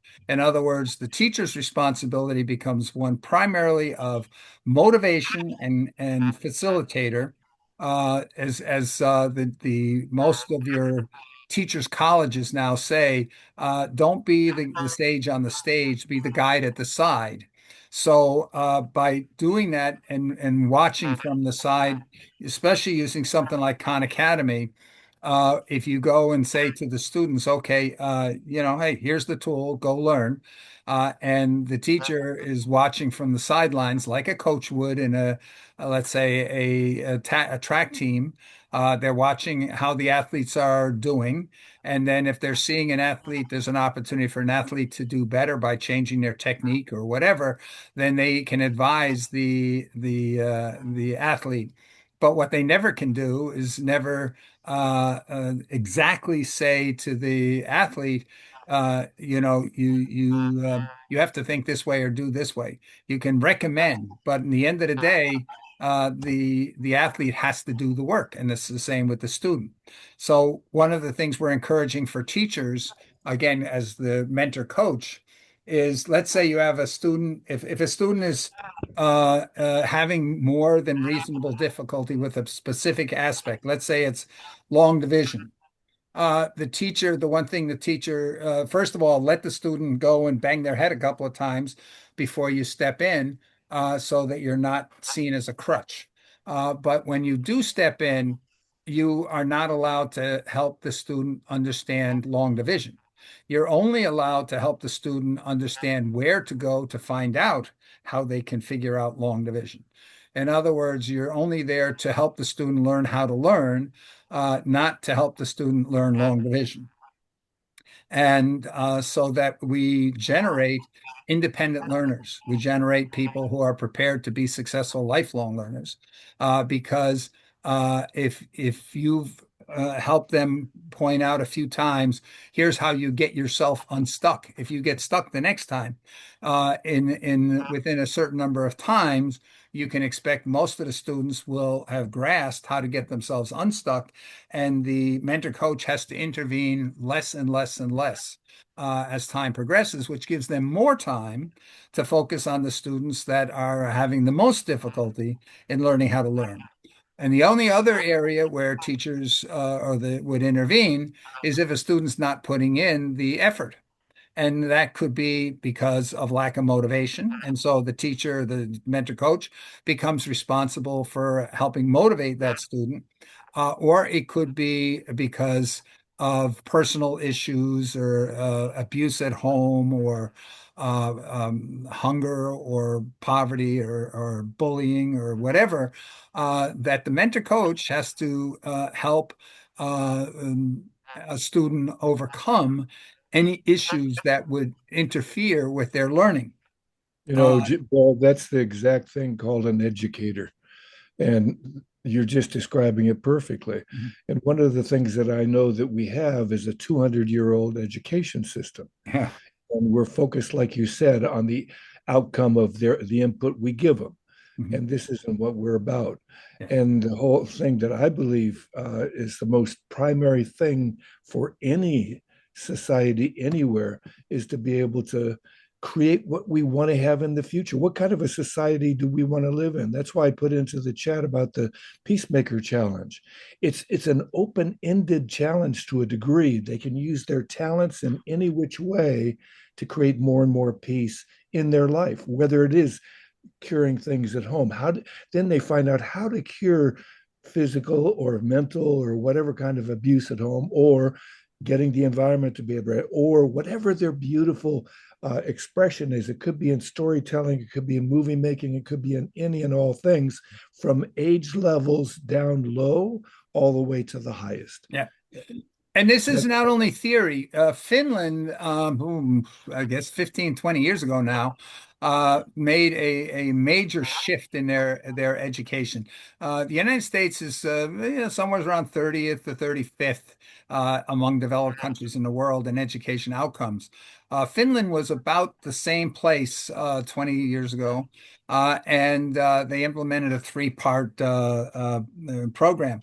One part was to elevate the profession of teaching, and so today in Finland, and I used to have a subsidiary in Helsinki, so I've experienced a little bit of this firsthand. That in Finland, if you're a doctor or you're an engineer or whatnot, the typical comment a lot of people might be thinking, most of them say it, is, "Oh, you weren't good enough to be a teacher, huh?" Here in the U.S., we have sort of the idea of, oh, you're a teacher, meaning you weren't good enough to actually do stuff. But over there, it's the attitude that if you're a very successful professional, but you're not a teacher, you weren't good enough to be a teacher. So getting into the teachers' college there is one of the most difficult professions to get into these higher education for. I think it's only like 1 out of 7 candidates to the School of Education in top university will make it in. And so it is one of the most respected professions in the country. Another thing they did was they banned homework so that they took away the disadvantage that certain students have because of their home environment. So you learn while you're in school, and they made it mastery based. And the thing that I believe had the greatest impact was they made preschool available to everybody. And if you didn't have the money, they made it free or almost free, starting at age 6 months. 6 months old, kids are eligible to go to preschool. And what's this is resulting is that by the time children start first grade, which is at age 7 in Finland, pretty much every student is at the same place. But during that preschool period, the students learn to be responsible for their own education. So by the time they're 7 years old, they see themselves as responsible. And this shows up, interestingly enough, in exchange programs. When students from Finland come to the United States, one of the major issues that they have with the teachers is the Finnish students don't do homework. And the reason is well, I already know that, so why should I do the homework? Homework is to be able to deepen your understanding of what you don't know. But I know that. So they can't see the sense in the US. We feel we don't trust students. That's the number one thing. We don't You know, trust students. one of the things about that preschool thing is it also recognizes the research that Sam Beard has done. He's the man that used to advise like 6 presidents, and he found that from before birth all the way to 3 years old, if you speak, sing, or dance and all these different things with a child, their neurocircuitry is prepared. It's like they set up the circuits in their brain to be able to be all connected, and then you can learn anything and everything a lot easier, more success easily. Okay, but at any rate, we sort of took a sidetrack there into the little bit of the motivation and so forth behind that. But we were looking here at Notebook LM. One thing that we haven't covered yet is quizzes, and so we'll go into the quiz. Again, you can do the quizzes and say start off with easy quizzes. Once you've mastered those, go to medium level difficulty quizzes. Once you mastered them, go on to the hard quizzes, and then be able to you can focus it on specific aspects again. If you've loaded your textbook in here, you can say, okay, I want to, I'm on chapter 4. I want to go into that. And then if you see that in the quiz, that first quiz that you did, you create a new quiz and say, I did okay on most things, but this one aspect here I had problems on. So I want you to focus the quiz on this specific aspect of chapter 4. Okay, and again, number of questions you can go here. So I generated one here, and we'll take a look at this. Here's the quiz. Okay, so according to Sal Khan, what are the fundamental flaws? So it goes into these. You can then go in and say, I'm not quite sure. Get a hint. So it'll give you a hint on it, and then you can select your answers, go on to the next question, and so forth through the whole process. But what's interesting is if I pick an answer, if it's right, it says, "Oh, okay, that's right," and it explains how it was. It gives you a brief overview of what the issue is. But again, I can come in here and say, I want a deeper explanation of why this is right. And so here you can get that, and you can save this explanation of the things, especially if you had gotten it wrong. Save these points of explanation. You can promote those to be sources. Then you come back and you select only those sources, which are the explanations of things you got wrong. And then you can come back over here now and you can say, give me an audio overview that is based solely on the aspects that I got wrong. And so you can imagine how that could be very, very useful. Okay, and so I go on to the next question. So, interruption, sorry. Sure. Can you create folders of sources and rename them so you can organize larger numbers? That would be a very good suggestion. There's a way to go to support.notebooklm.google.com, I think it is. Yeah. That would be a good suggestion to make. I will. Okay, I keep getting the right answer. I'm trying to find one where I get the wrong answer. Okay, here. Oh no, I'll take that back. If it says, if you get here, the right where it says right answer, that means you got it wrong. And down here, it says not quite. So well, this is what the right answer would be, but this is the answer you gave. I selected on C. So it says this is not quite the right answer.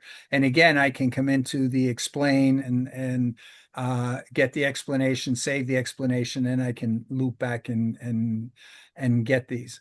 So again, how useful does this look?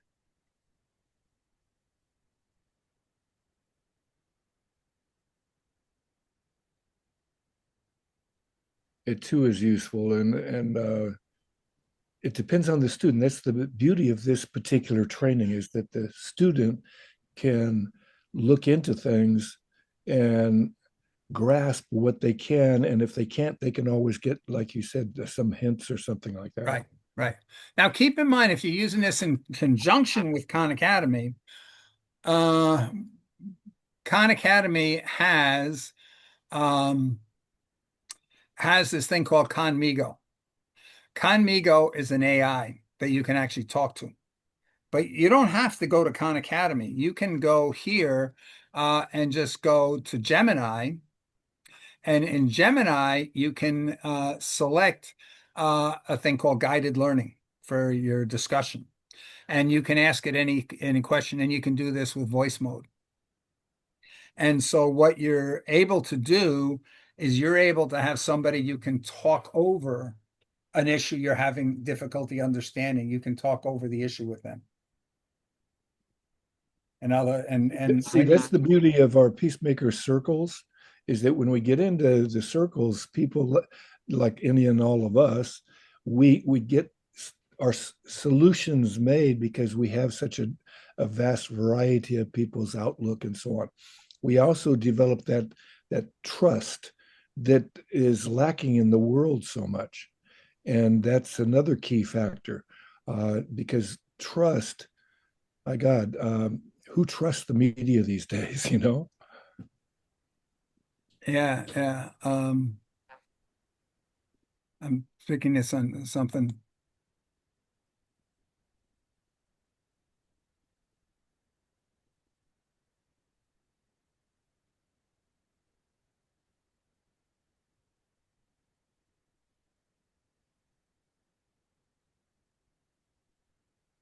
Okay, I just put in here because this idea that you can chat with the um, the body of knowledge.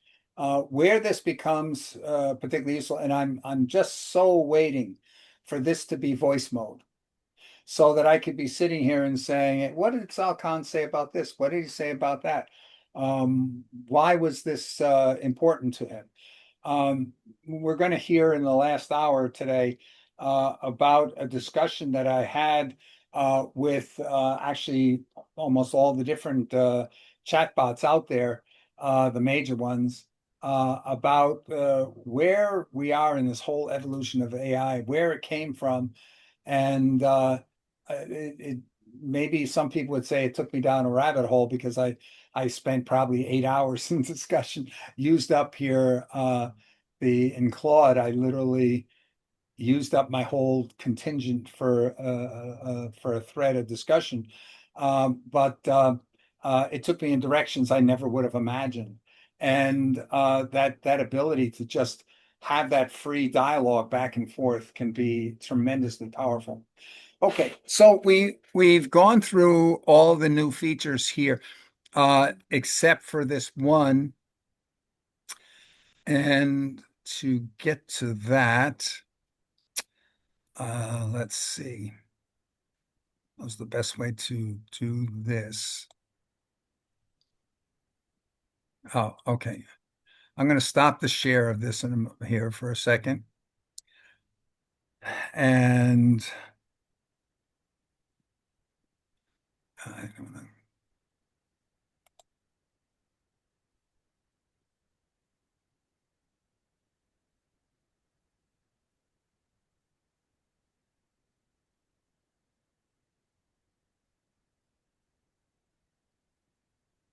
I'm just seeing here in a moment if I can bring up the that modified version where you can do your custom reports.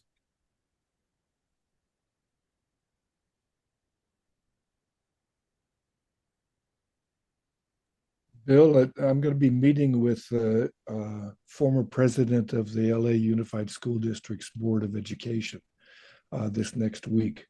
And I think I'd love to be able to talk with you and get together a really dynamic presentation about things.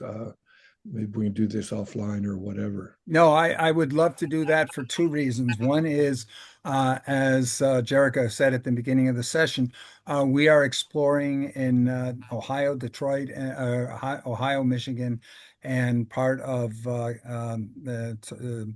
Ontario, Canada, a project to close the education gaps. And that could be very applicable. By the way, it was what I thought. It was just that because I had loaded up this version of Notebook LM the day before yesterday. So when we go here today, the new version, when you click on the reports thing, you see you can have all these formats. You can create that briefing doc. You can create that study guide, but you can also create your own report structure. You can do a blog post. You can create a keynote speech, a strategic memo, create an inspirational story or a concept explainer. And then in each of these, you can come in and provide the details that you're wanting to do for each of Well, these. that could have saved me a lot of time for my Rotary Club meeting that I had the other day in regard to preparing my script and everything. So we see this thing is just getting more and more and more powerful every single day. And the examples of how to tie this together using perplexity, perhaps if you wanted to be able to only pull information in from something like uh, um, one of these chat groups type of a thing where you go out and say, okay, I want to find all the comments that people have made relative to something. So that's good on that. I want to leave you guys to maybe just talk to your among yourselves for just a second on this, and I will be right back. So one of the things I enjoy doing is limiting ChatGPT or Perplexity, where I can say, I only want credible sources, or I only want detailed discussions in subreddit groups or something like that. That way I'm getting the targeted information I want and not just getting anonymous stuff that it doesn't really know where it came from.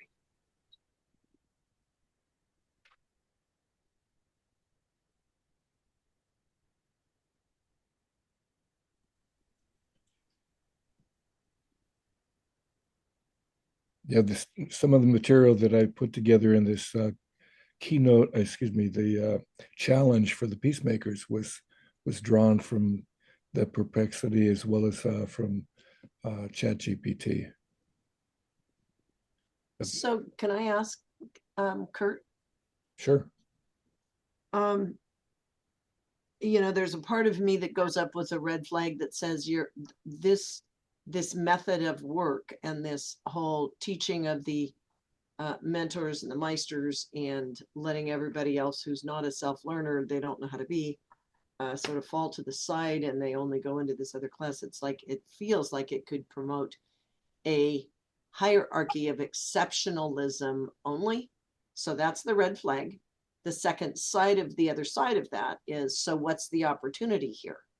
And so the opportunity that I'm looking at is understanding so my question when Bill comes back is going to be, what are the programs or tools or the AI systems that can help us get us back grounded in healing our earth or taking care of nature, or we have a planet here that we have to live on, and all this AI and all this technology is consuming massive resources on one hand, which is what it is. But how do we, what are the top AI bots out there that anybody might know that can help us integrate nature's biology and the physics of health and food supply and that kind of thing, and just food, period? Does anybody on the call already know something that they use to help them integrate technology and learning with nature? Do you want to give that a go? Yeah, as soon as he, oh, Sorry. I was talking to Stu. We have a lot of really talented people and have been in the field here on this call. Jihan is, excuse me, Jishan is another one, and so on.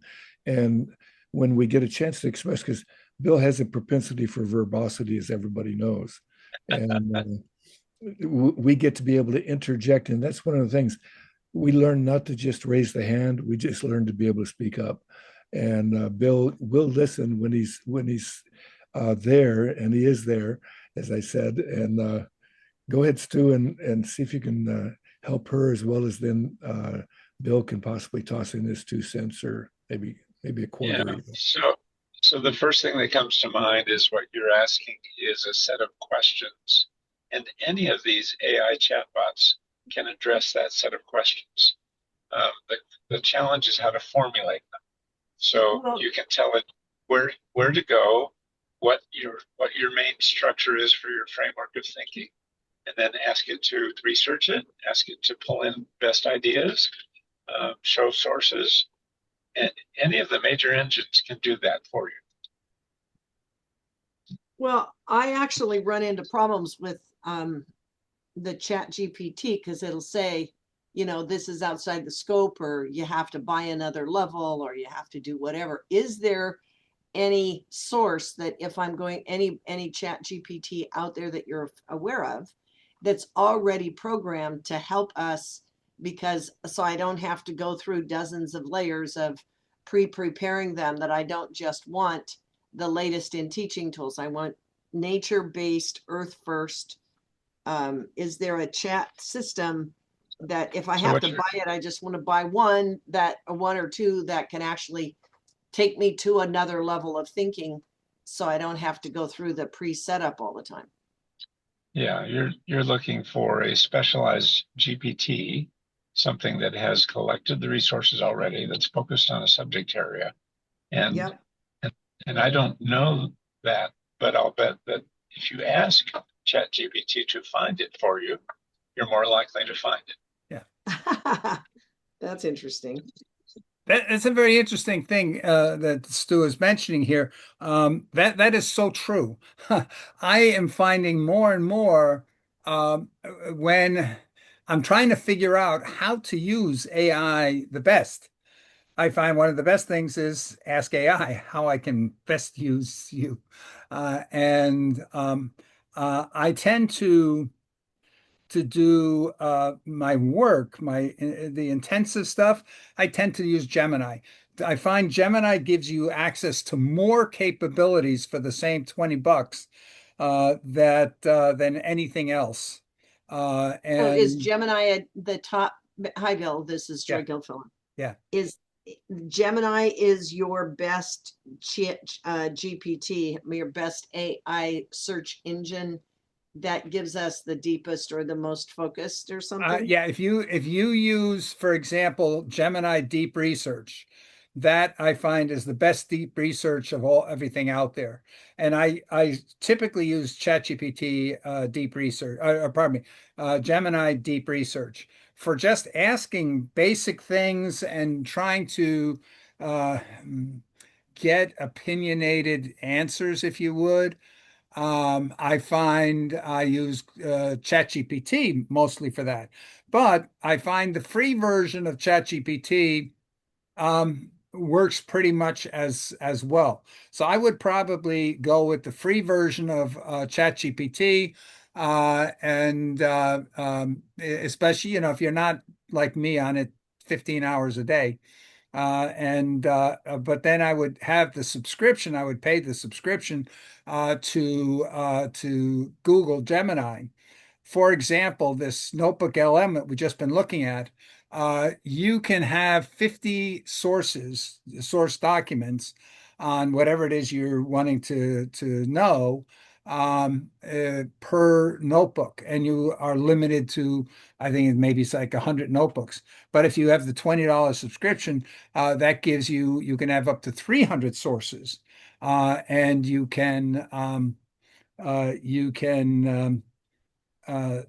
there's just so many more things that you have access to.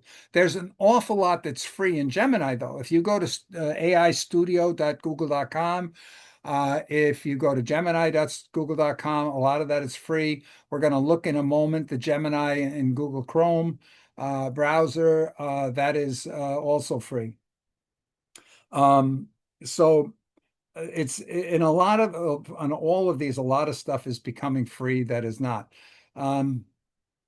ChatGPT is one typically that there's more stuff that only is available if you've paid for it there. The same applies a little bit if you go over to Perplexity, that uh, they have their own browser called Comet, which is maybe the hot topic among browsers. It's an intelligent browser. It will figure out what you want to go and find on the internet before you even ask for it. It's amazing. It's what it can do is just mind-boggling. And we're going to see a little bit of that because just 2 days ago, a couple of days ago, Google Gemini was released for to integrate with Chrome, and we'll see what that lets you do there. As was Martin, as Stu was pointing out a little bit earlier. Um, I So, yeah, go ahead. so Bill, Yeah. if you were to put the, like, if you did it as a rainbow, like as a, you know, if you're a brand new user and you're pretty innocent and you're pretty young at it, go into Chat GPT. And then if you're really an advanced thinker and want to go deep, deep, deep, deep, deep dive, you're talking about Gemini. And in the middle, what I just gleaned is Perplexity AI is Oh, useful in the middle. well, Is that sort Perplexity of is what you're different. doing if you were to rank it? Perplexity is different. If you're somebody that is not familiar with any of these, I would start with the free versions of everything.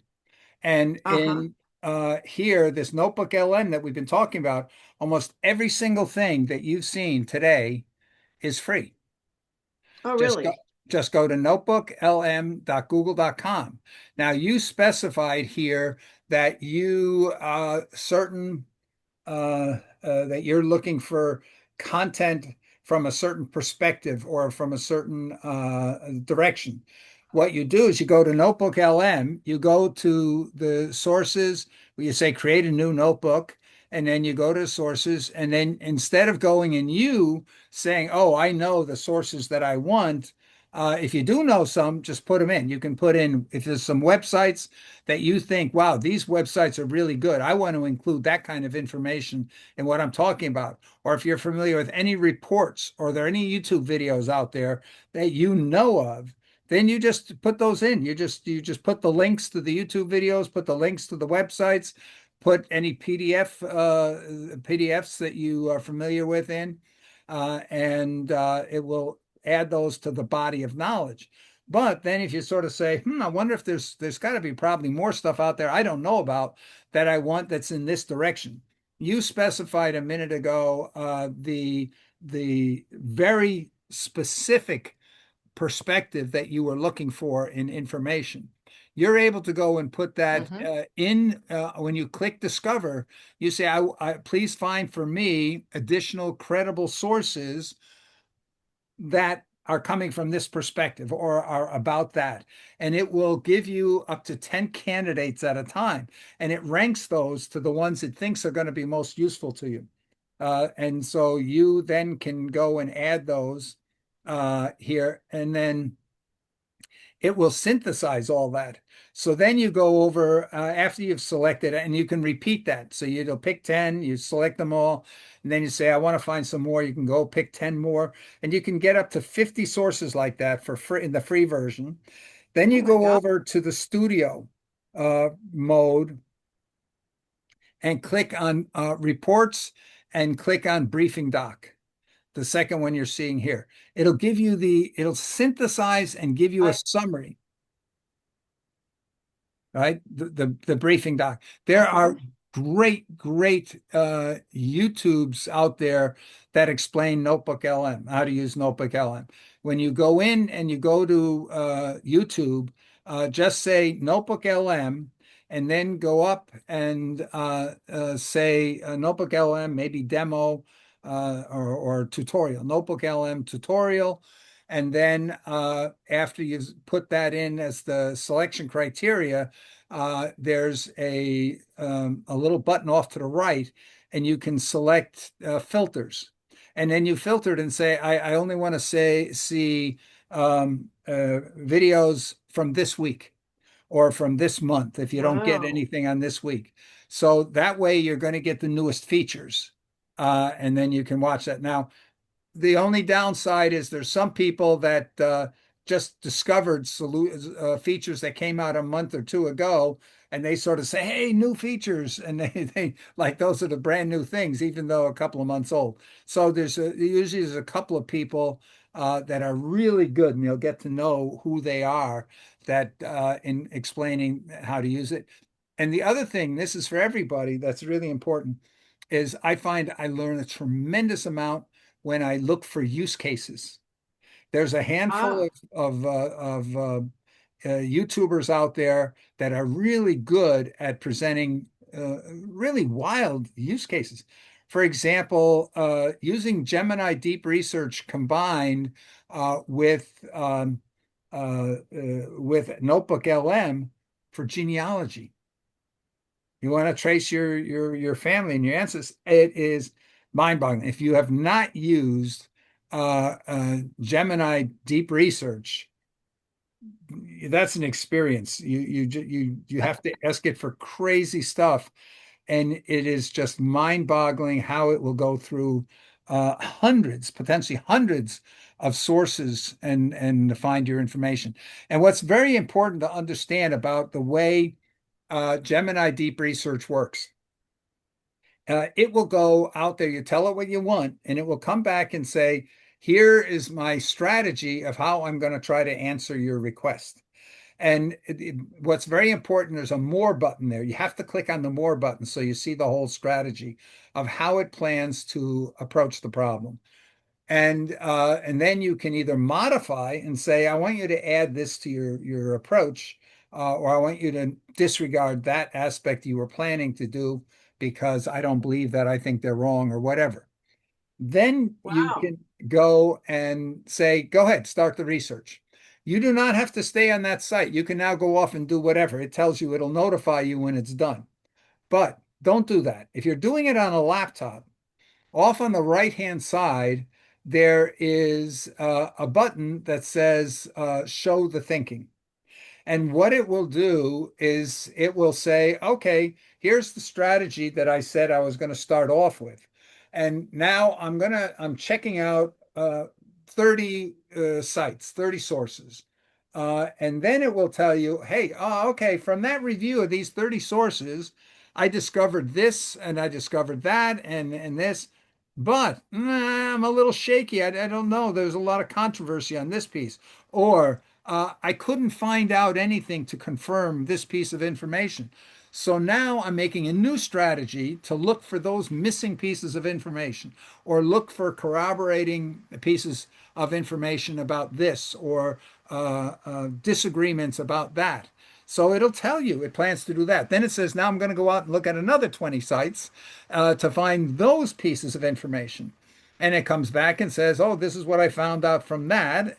And but I'm still not satisfied here, and I think this is questionable. So I want to do more deeper research into that aspect. And then it'll go out and says, "Oh, I found 50 sites now that are giving me more information about that." And then it will repeat this process of going out, searching for pieces of information, going to many sources, finding out the pieces of information, bringing it back, analyzing it, and concluding what's still missing or where it's uncertain, it doesn't have confidence, and it will repeat this process. I have had cases where it has gone more than 20 iterations and more than 400 sources to get me information, and then it gives me about a 40 or 50 page summary that is almost like PhD research level on the topic. So you're telling me, Bill, that it will tell me almost like a sniffer dog or tracker. It will tell me what its strategy is, and I can go in and follow its strategy ask it to give me a report on what it did, and I can go in and modify that strategy. Let's say that I had an AI thing, what, Gemini? So I've sent it on a path and I've said, go sniff out and find me this. And it'll tell me what it's doing and why it's doing it. It'll show me its path. It'll show me I could complete the report. And then could I actually take that notebook and reload it back in the system and say, okay, I see how you came up with this. And could I go in and ask it to modify this and this and this so I could run it to a different tracking system to see how the difference would come up? So I don't have to use two different chatbots. I can still use Gemini, just change the configuration as I go. Yeah. One of the things here, I mentioned that I usually end up with a lot of back and forths with any of these chatbots on stuff it finds. So usually I'll ask and I'll say, do a deep research on this. Usually I'll just accept what it comes up with as its initial strategy and say, yeah, go ahead. But then it goes and it gives me the report. Let me see. I'm going to try to open Gemini here. Oh,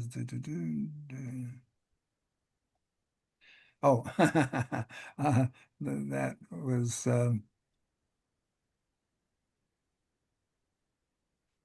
Studio. So I could file my reports somewhere in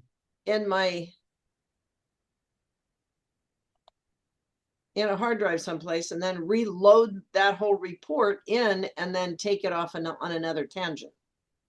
Yeah, just a second here. I want to try to show.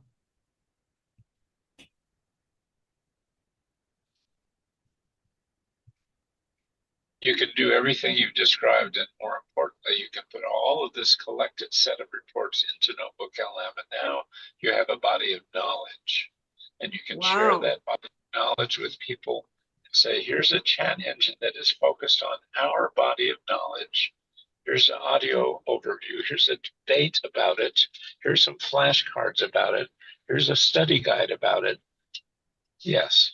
Yeah, but Stu, one of the things I think she's asking is how to get to that initial links of references. How do I know where the good sources of knowledge are about the topic I'm interested in? Yeah. Now, the discovery mode will help you in that, and it's okay. But if I compare that to what the level of research that deep research will do, for example, it's still quite different. Yeah. So what I I'll agree. Yeah. She needs to start with the notion of gathering information in a credible way. Yeah. And so gathering that information, either Gemini Deep Research or ChatGPT 5 in its deep research mode. Yeah. Or go to Perplexity and you can ask Perplexity, go out and find all the sources that talk about whatever this is that are credible from this perspective, and then go and provide me on one line per the links to all those sources. And then you can do a mass import into Notebook LM of that. Because when it asks and says, give me the links of the websites that you want to use, you can go in there and give it a cut and paste 20 or 100 different, well, not if you're doing a free version, you're limited to 50, but you can just cut and paste the out of the list that Perplexity gives you and dump it in. So there's a lot of researchers out there that encourage using Perplexity to find sources because what is it? Replit or no, Reddit. Reddit is a discussion group that a lot of the professionals use. More X or XAI is something that is sort of for the everyone. A lot of garbage in it. But the Reddit seems to be more reliable. You can go out when you're in Perplexity and say, I only want you to go and find all the comments from the Replit or the Reddit discussion area. I want you to find all those sources put them in a link, one line per, and then you can load that over into Notebook LM to find out what everybody is saying about something. And So, that can be very interesting. so just to clarify what I just heard, okay? Mhm. It sounds like Chat GPT is a good thing to give you some overview, public conversation, what's going on, opinions, etc. What's sort of going on in the collective consciousness. Then if I'm really puzzled and getting conflicted information, and it's you don't know the credibility of it, the source of it, whatever, Perplexity AI can really help us decide or find these things and sort them into boxes so that I can find threads that might be useful. And then I could go over to Gemini and have Gemini help. And then if I have money and I have time and I want to go really into the deep research, I buy the more advanced forms of Gemini to go get deep research into what I'm trying to do to produce a curriculum for really wise thinkers. Yeah. Um, uh, ChatGPT, I find ChatGPT, because you have the option when not just to go and speak to it, but select what mode you're speaking to it. So you can come in and say, okay, I want you to use the World Wide Web. I want you to go out there and search the internet to get the latest information. In other words, do not restrict yourself to what was the case at the time your training data was picked. So that's important if you want to get the latest up-to-date information. That capability exists for almost all of them, to be able to say, I want you to use the latest web information. And then it will do a combination of the latest web information with whatever its model has stored. I like ChatGPT because I more often than not will use the voice mode. So the voice mode's that little funny symbol down on the right-hand side. So I'll just talk to it, because I find here that I would say 9 times out of 10, it doesn't fully understand me because I don't take the time to maybe be as accurate as I want to be. Sure. And so I'll be arguing with it a lot. Sure.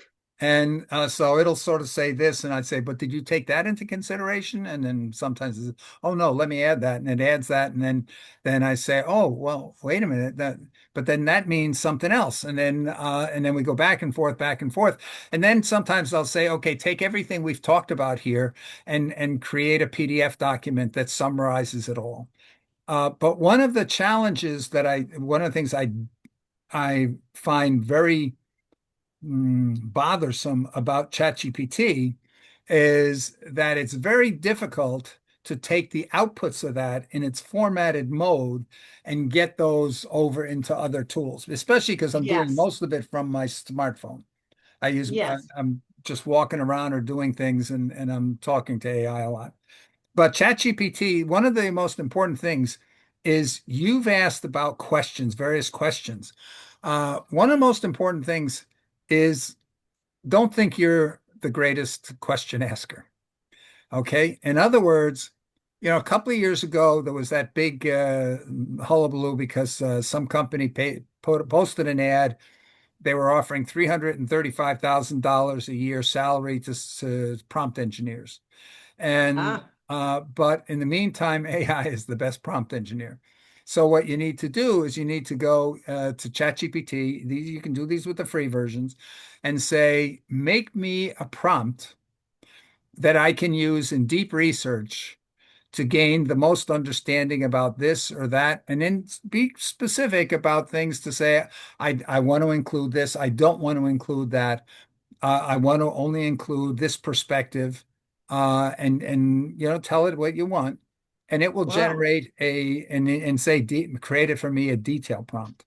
And if you want a certain output, you tell it, I want this output, I want it in this format, and for this purpose or whatever.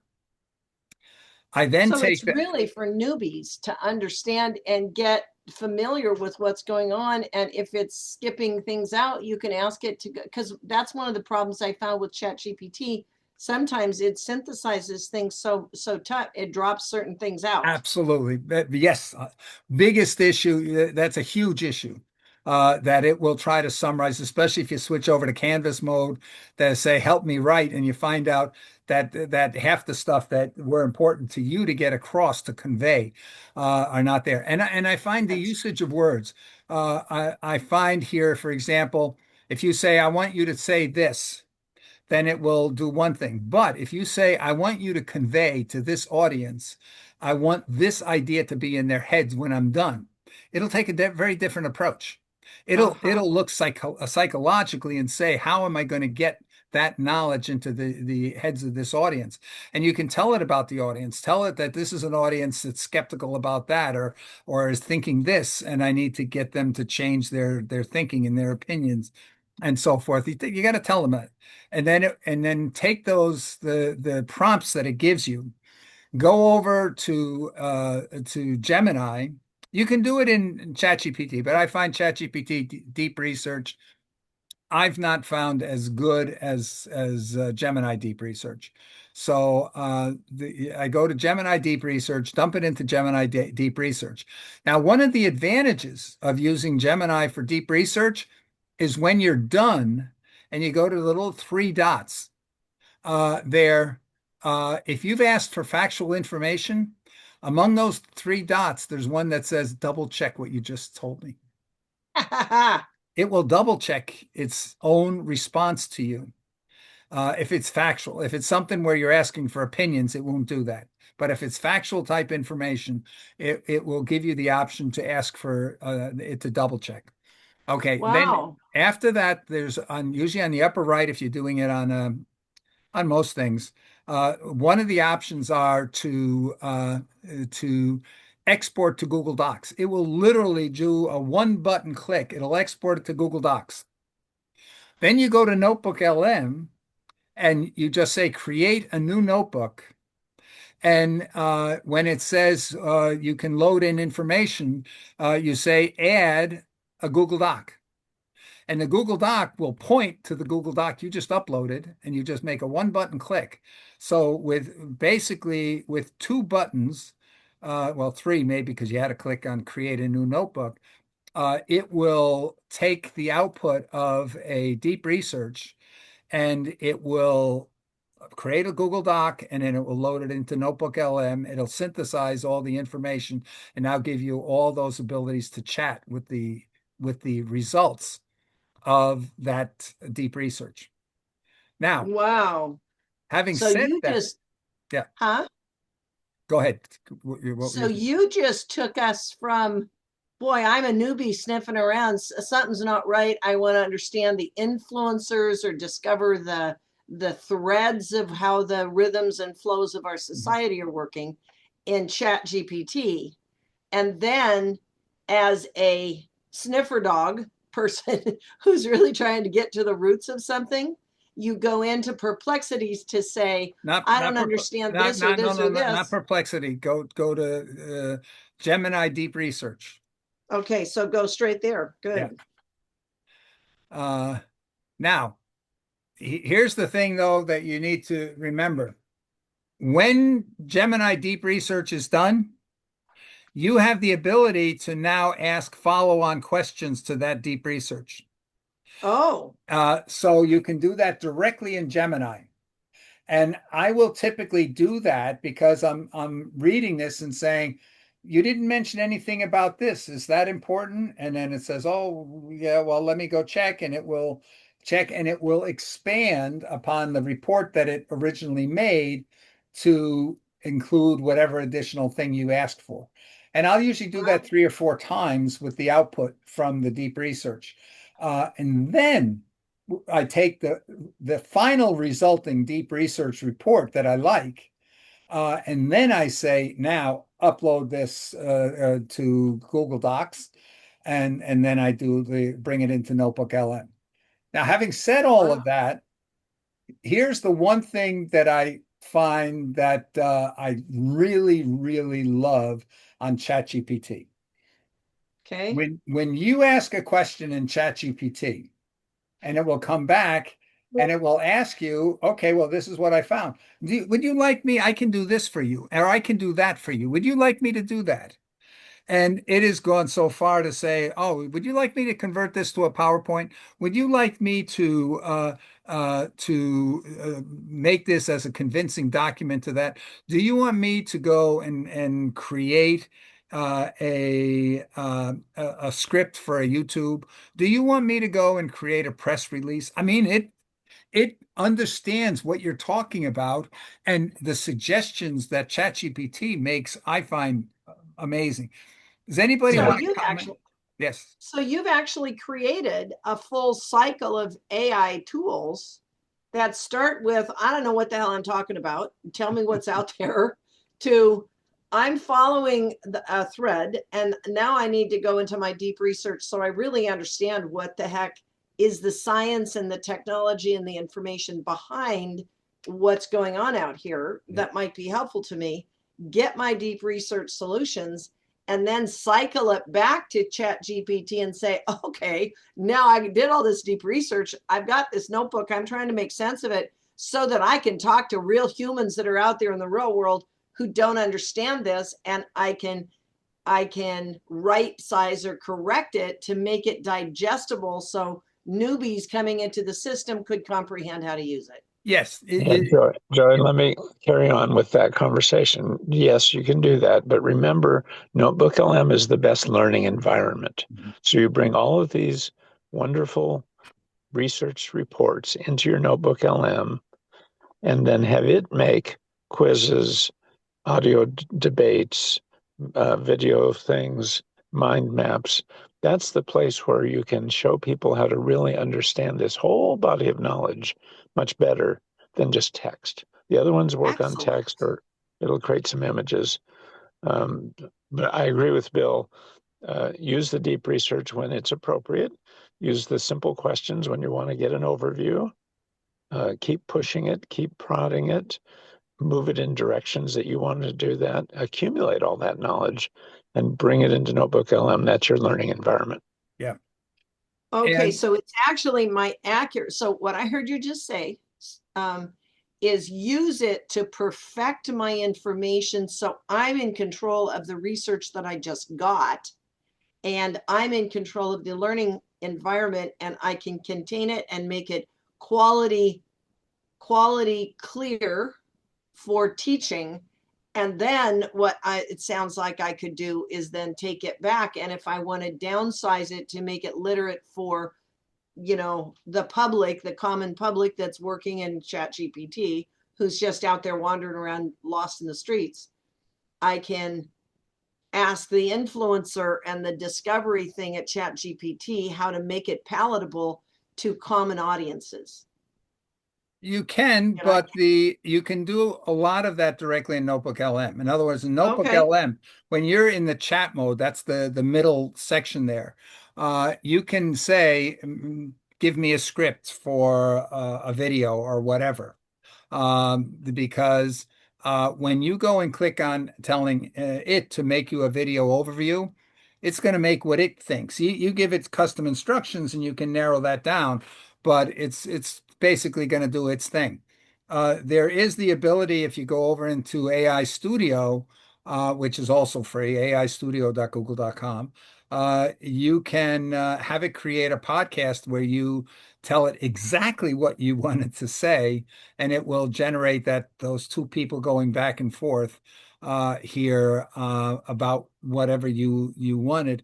And let me go and share because Interesting. I'm worried we're going to run a little bit out of time, and I wanted to show Thank you. something that As you do that, Bill, let me explain to Joy in words I yes, think that might be more appealing. Imagine, Joy, that you are, for the first time ever, going to Indonesia in the year 1820, and you're learning about the environment, the culture, the unique aspects of that place. AI is like that, only 10 times more. So to get a real understanding of how these platforms work, you'll have to spend hours watching videos, trying them out, practicing, pushing, seeing how it works for you on your mission, and then have an overarching set of requirements. What are you trying to accomplish? Who's the audience you're trying to serve? What is your goal in persuasion? Put all that together for yourself, and then you'll, between knowing how to use the tools and knowing what you want to do, that's where the rubber meets the road. So my master arc is what you're telling me. Yeah. Yeah. You have to spend time becoming a master. Okay.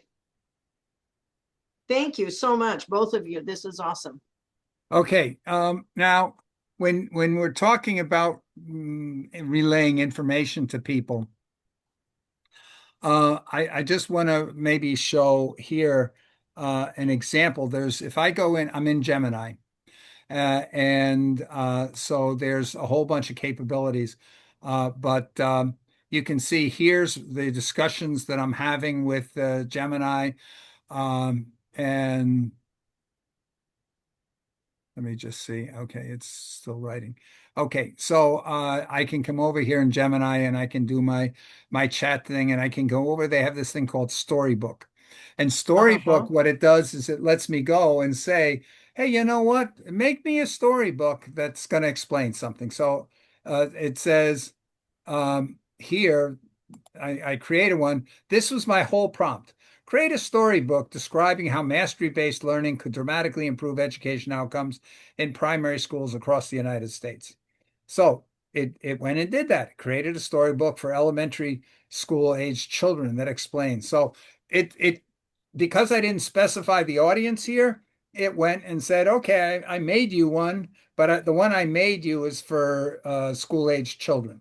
So if I open it, I don't know, it's going to maybe have a problem now because come. Because I You asked it guys are to. really, this is really important information, guys. Thank you so much for doing these meetings. Okay, so this was what it came up with. The Tower of Learning. In a cheerful little school, a bright girl named Lily loved learning new things. But sometimes, the lessons felt like a speedy train, leaving her behind at the station before she could even pack her bags.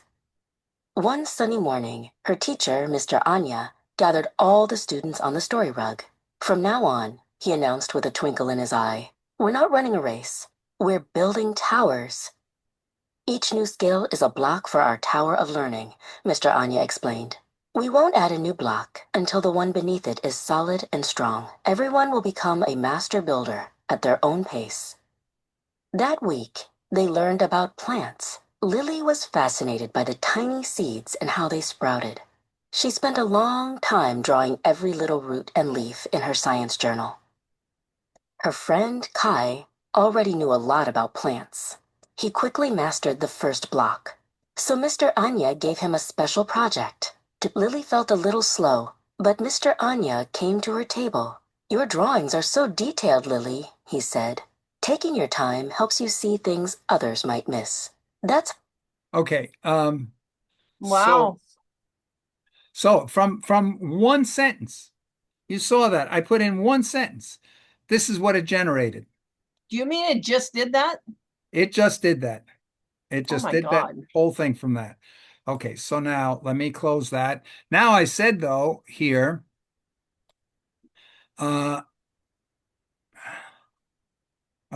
so I said create a new version aimed at a conference of professional education policymakers. I haven't even seen this yet, so I'm going to open it and let's see what it comes up with.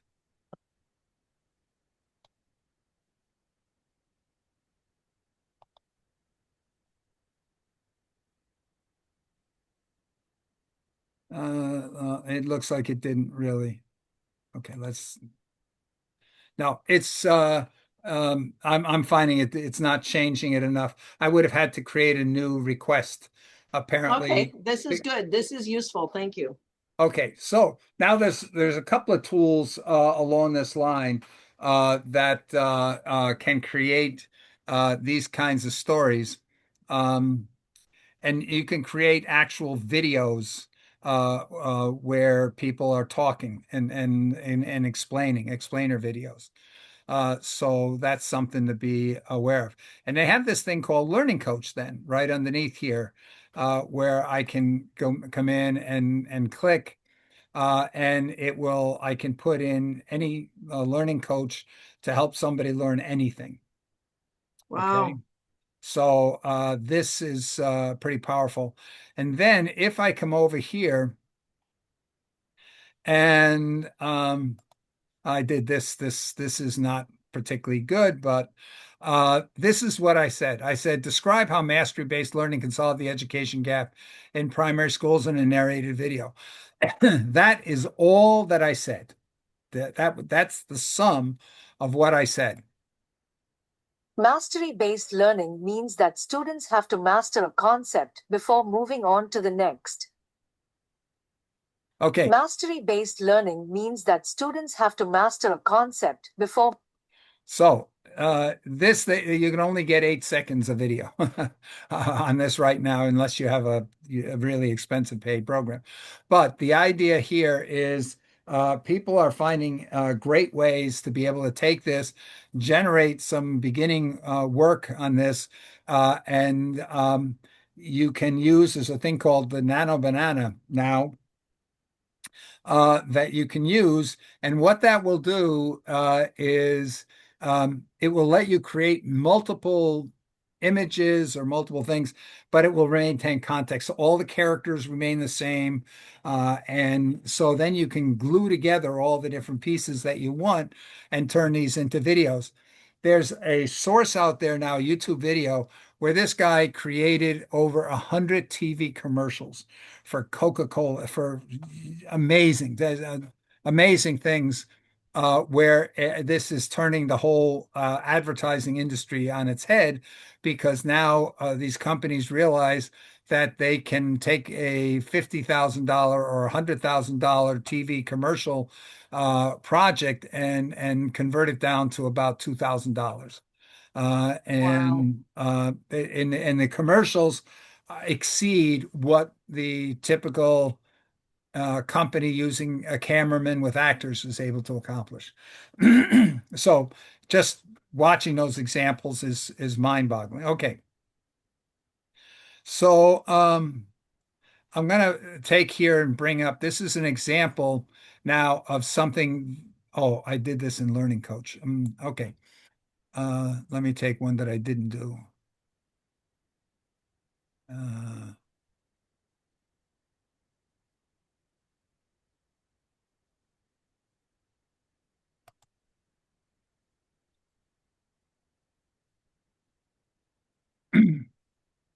Uh, okay, so apparently over here I'm in. This was the result of a deep research. So it went in and created this here, and I'm able to talk. Over here on the right-hand side is the result of the study that it did for me. Okay, and so it went into all this information, mind-boggling information, and then gave me this report. So let me go back to the beginning. Okay, so I said, is it accurate to say that World War II set into dramatic emotion, reshaping American society, and how that impacted American society? So then it came up and it gave me this plan. And I was explaining to you about the way these plans work. So it said, oh, okay, this is how I'm going to go about doing the research. I'm going to find historical analysis, then I'm going to investigate the effects of the industrial mobilization, then I'm going to research the demographic and population shifts, then I'm going to go into detailed specific provisions and societal consequences of the GI Bill, then I'm going to examine the evolution of the federal government's role in large-scale initiatives like the interstate highway system. Then I'm going to go and find studies on military service, imparting managerial, logistical, and technical skills on millions and millions of servicemen. Then I'm going to synthesize the information gathered from the previous steps here, and I'm going to construct a comprehensive evaluation of the user's thesis, connecting each point to the broader narrative, explore alternative perspectives and critiques of this narrative, including how the benefits of the post-war boom were distributed unevenly across different social groups like women and racial minorities. Then I'm going to go and analyze the results, and then I'm going to create a report. Wow. Okay. So it gave me all of that. And then I had the choice to edit that plan or to start research. Well, I selected start research. So it went and it said I completed the research. Now, here's when I click on that start research, I could have gone over here to the right-hand side and said, click on this show thinking. And that's where it would show me Where it went. It would show me what it found on each step. And then it would take me through the iterations of showing me, oh, okay, I wasn't satisfied with this. I'm going to now research that. So it redoes a new research plan for every iteration. Where is the show thinking button? Well, I can't see it because this one was done. Oh, okay. But This there's something else over here that says show thinking. It would say show thinking, yeah. So and then Cool. I can I said, oh, okay, so it gave me this report. Now I can open that report. Here it's open. This went back to this version. What was there a minute ago was the finalized version. And then I said, I see how this did all of this. So I had all these comments and questions and what does decentralization and work while centralization power policy followed the war, about how local Rotary clubs, the impact on Rotary clubs, and all this. You can see I had a lot of comments and questions on of all this, and says, okay, I'll make those changes. Here's the updated report. So it gave me an updated report. So it says I've updated the report to incorporate the analysis and so forth. And then I said, yeah, but it focused on the redlining and things that when the GI Bill came out and made it easy for servicemen from World War II to purchase homes. That's what created the boom. It was the biggest migration in American history of people moving. 50% of the population moved between 1950 and 1960 or somewhere around that. So it explains all that. So, but I said here that by focusing on that aspect, it missed the aspect of other factors that they put too much emphasis, I said, on the racial discrimination point, which was 100% real and everything, but that's not what caused the major shifts. That caused a one little piece. So it did the update. It updated it again. Okay, and this was the last version. So I'll switch the opening, and now you see here, this is the opening here. Now up here, I can come on the contents over here.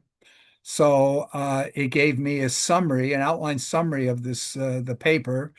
I can now export this here. See, I can export this to the docs, or I can just copy the contents, or I can come up here and I can turn this into a web page. I can make a quiz. I can make an audio overview of the output here of this deep research. I can have it create an infographic of the results. Um, it's pretty darn amazing. Now, one of the things here, I'm going to start a new chat just so you can see. You can see there's a whole bunch of stuff. I can create an image. I can write. I can build. If I say I want to build, what do I want to build? Do you want to build a website? Do you want to build an app, an actual app that does stuff? Do you want to create a video? Do you want to learn something? Do you want to do deep research on something? So you have these options. Then you have the options. You can upload a file.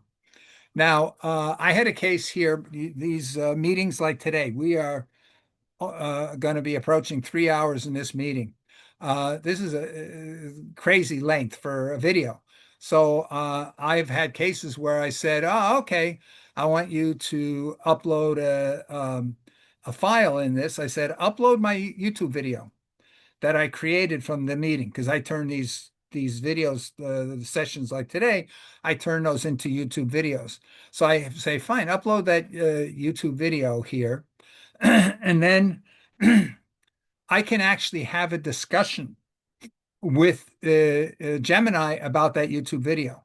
Now, where Gemini differs from many, as we know, if you're out there, a human is talking to people, there's a lot of facial gestures or things going on other than what is actually said. So almost all the tools like ChatGPT and Claude and the others, they will go, if you're saying, okay, I want to talk to you about a YouTube video, it goes and takes a transcript of what was said in that video, and you're actually talking about the transcript. Uh, Gemini actually goes and watches the video. So you can go and say, where in the video did the user's expression or the speaker's expression show that they didn't believe what they were saying, or things like this. Or if there's a sign. What did the sign that was on the building in the background of the speaker? What did it say? It's until you do that kind of stuff, you don't realize how important it could really be. In some cases where you can just talk about what's going on in general out there. So the subliminal messaging comes through when you're using Gemini Deep Research. Exactly. If I picked and said, bring that file in. And over here on the tools, you can see I can create videos with VO.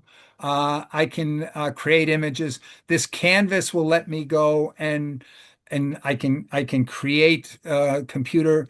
I can just say, make me a website that does this and give it 2 sentences, and it will make an entire website for me. I can go into this guided learning and say, I want to learn about quantum physics. Tell me how I learned quantum physics. So there's a lot of overlap here, and the teams in Google that work on Notebook LM and the teams that work on Gemini, they apparently communicate a lot, because we see a lot of what Notebook LM figures out is getting moved over into Gemini and vice versa. Okay, so this gives you a sense of some of the things that we can do. Okay, I'm going to stop sharing Gemini for a moment.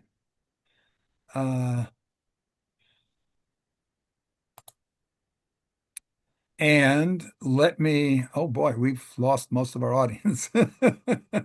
Okay, but it's being recorded, so I'm going to say they can watch the recording later on, and they can even put it into Gemini and say, explain this video to me in 10 minutes.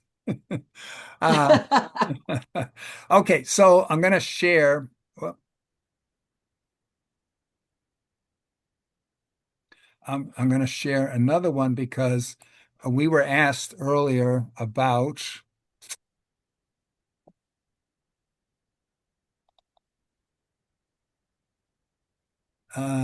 this is,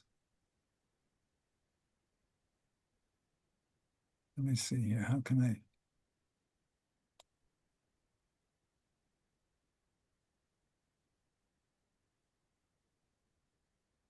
Oh, okay.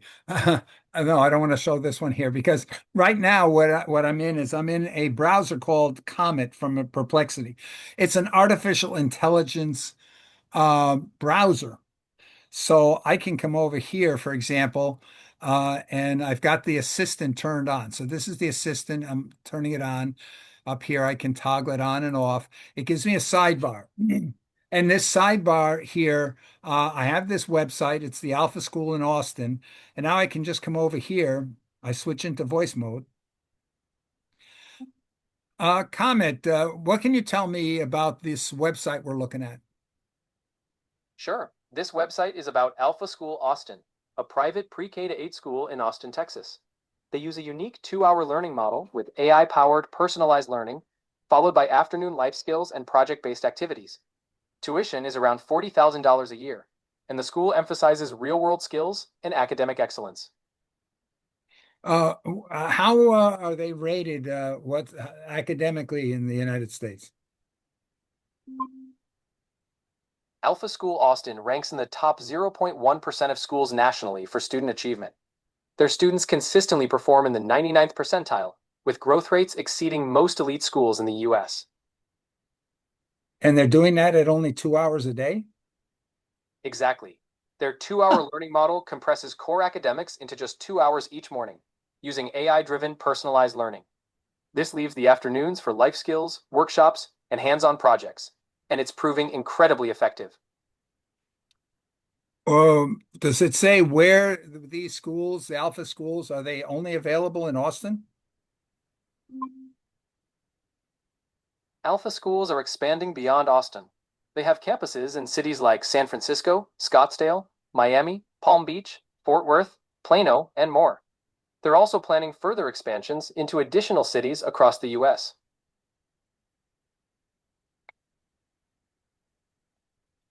Okay, so this is what you can do with Comet. Now you have to have a paid plan with Perplexity. This is from Perplexity.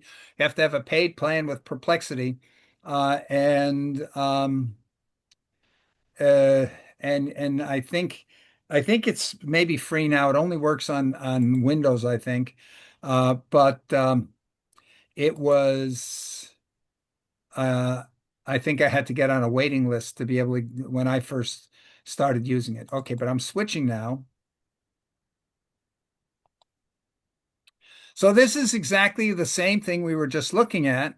This, see, I get every time I open Chrome, I get this thing here saying you can download Comet. So, but I'm over here now in Gemini.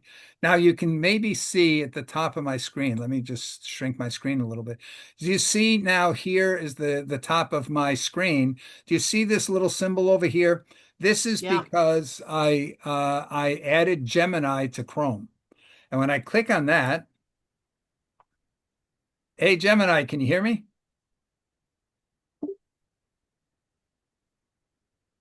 Hey there, what's going on?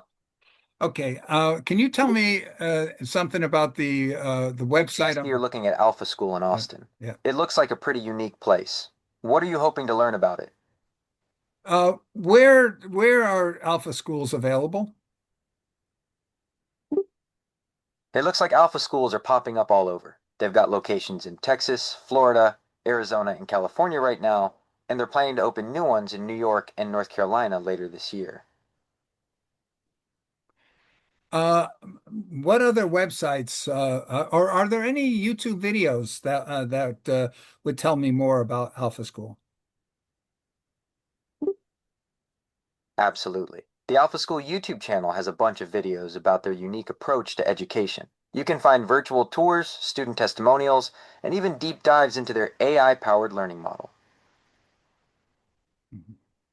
Uh, can you open a sidebar here and give me a list of YouTube videos that mention Alpha School? So I can't control what you see in your browser, but I can help you find those YouTube videos. It looks like searching YouTube for Alpha School Austin will give you a good start. You'll probably find virtual tours, parent reviews, and maybe even some videos about their unique teaching methods. How similar are the teaching methods that Alpha School is using to those of Khan Academy? That's a great question. Both Alpha School and Khan Academy use technology to personalize learning, but they do it in different ways. Alpha School uses AI to create custom learning paths for each student, while Khan Academy offers a library of resources that students.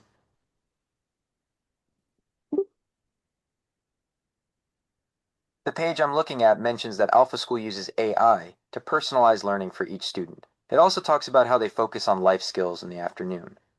Is there anything specific you'd like to know about their approach? Can you tell me if I had multiple tabs open here right now, would you be able to compare and consolidate the information across all the different tabs that are open? Okay, I understand you're curious about comparing information across multiple tabs. While I can't directly access or compare information between different tabs, you could manually copy and paste information from each tab into a document. Then, I can help you compare and consolidate the information. Could you give me a summary of what you're able to do if I'm using you in a search session? If you're using me during a search session, I can help you find answers quickly by summarizing information from different sources. I can also compare details across those sources and even extract information into a table for you. Okay, thank you. Let me just. That's not very helpful. No, the thing about it is I think it does a lot more because I've seen some of the demos that other people have done that do seem to go a lot further. The one thing here that I think is important to understand, this is the answer of Google to Perplexity Comet. Perplexity Comet it came out several months earlier, and that is sort of driving the competition on this. But from what I've read and seen, this can do a lot more. But And there is a version that will let you control your it'll let you control your browser if you would, but this one doesn't seem to do that. Let me go get out of this here. Bill, Google has added tab control so you can have groups of tabs. I wonder if that Right. is integrated with this new thing. I think it might be. I think here I don't want to, because of the time, I don't want to go and take the time to try to demo that live. But I think this will be a top item for the next week. What I do would want to share before we leave is um, Well, before we wrap things up, I'd love to hear oh, what you think of Alpha School. What aspects are you finding most? okay. Doesn't give up. Okay. I'm over here in AI Studio now. Can everybody see that? Yes. Okay, so some of the newest things here are Nano Banana. Um, you can just by providing URL links, it can go out there and find information for you. The ability to talk live, the ability to generate speech with this, and some of the things that are just really mind-boggling is when we look where this is in chat mode. You can have temporary chat, or you can go and say, "I want you to remember what we've discussed," so that when we discuss and come back to something later on.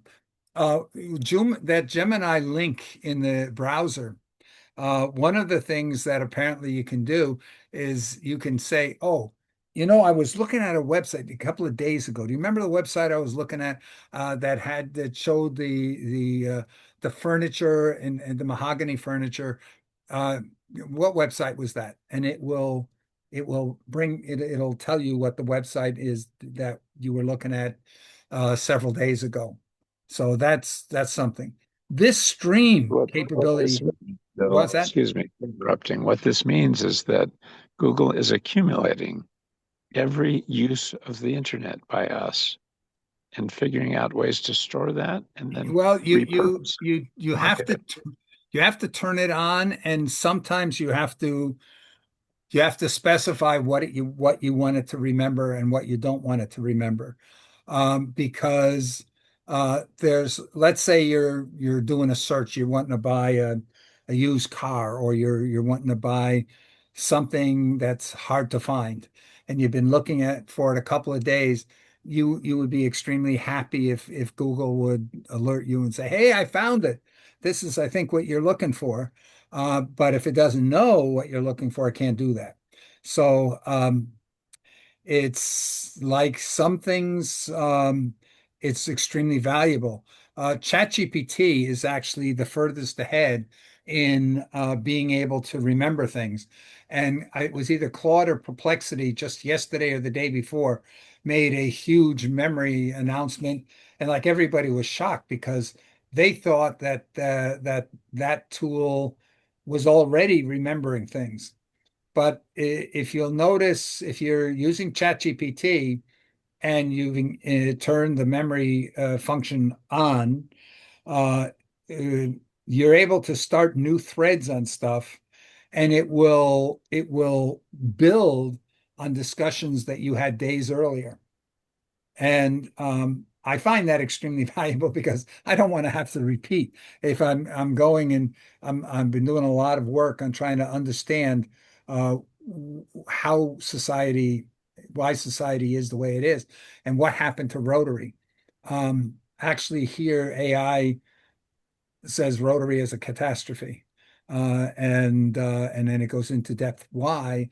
The Rotary, the initial Rotary of the first 50 years, does not exist in most developed countries anymore at all. It's gone. And it still does exist in the areas where Rotary is growing, like South Asia and parts of Africa. And it gets into the reasons, and that's part of what I wanted to discuss in part two. And maybe I'll take 10 minutes over the time to just give you a glimpse into that discussion. But here, I just want to mention in Stream. Stream, I have three capabilities here. I can share my screen here. So if I go and turn on the screen, I pick the one I want to share. Um, let's see.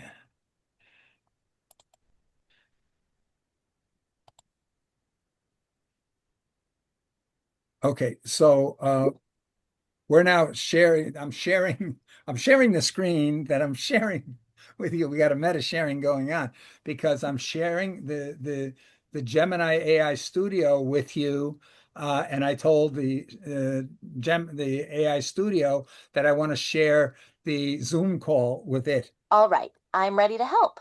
What do you need to do with the screen sharing? Okay, so I want to see, are you able to see, describe for me what you see in the screen you're looking at?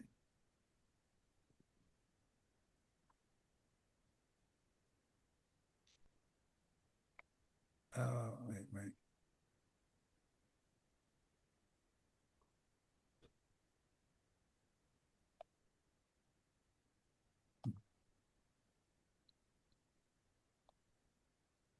Oh, okay, I understand. To share your Zoom screen with the AI Studio, you'll need to use the screen sharing feature in Zoom. Look for the Share Screen button. It's usually at the Okay, apparently uh, doing a share of a share seems to. Yes, I can see the screen sharing options in Zoom. You should see various windows and applications. Okay, let me just get out of that. Now, you can select the specific or application you want to share, like the AI Studio, and then click the Share button. This will allow the AI Studio to see what's displayed on your selected screen. Okay, I just stopped that screen. But you can do that, but you can do that also with your camera. Okay, now what that means is, and you may have seen the video of this guy doing yoga poses, and he's got his cameras leaning on something in front of him, and he's talking to Gemini, and Gemini is advising him on his poses in live real time. So this stuff actually works, and what I was just trying to show you on the screen sharing here is you can share a screen and you can talk to it about it.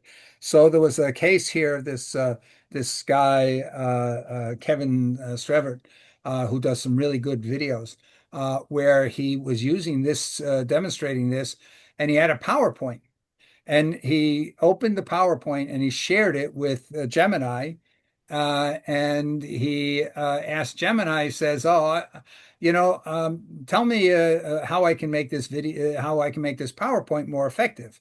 And so it went through, and the conclusion was that slide three was not as effective as it could be. And so it got in and talked about how it could be made more effective if he changed the background or whatnot. And then he says, "But I don't know how to do that. How do I change that?"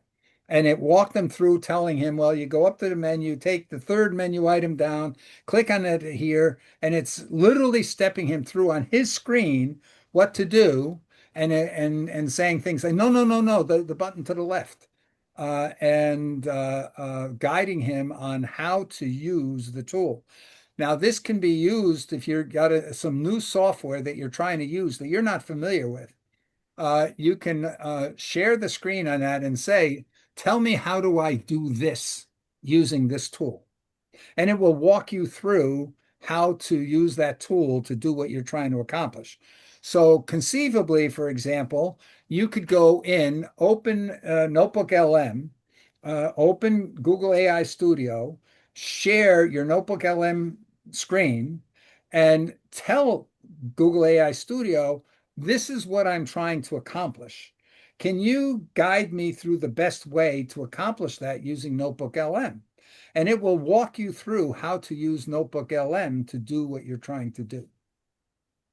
Wow. Okay. So, yeah. So, generate media is another step that I can do here. I can try out this nano banana thing here. I can create this. I can do speech generation. Um, uh, I can create music on the fly, um, animate images. So there's just so much that I'm able to do on these types of things. Bill, we're looking to be able to create a really good peacemakerscircles.org webpage.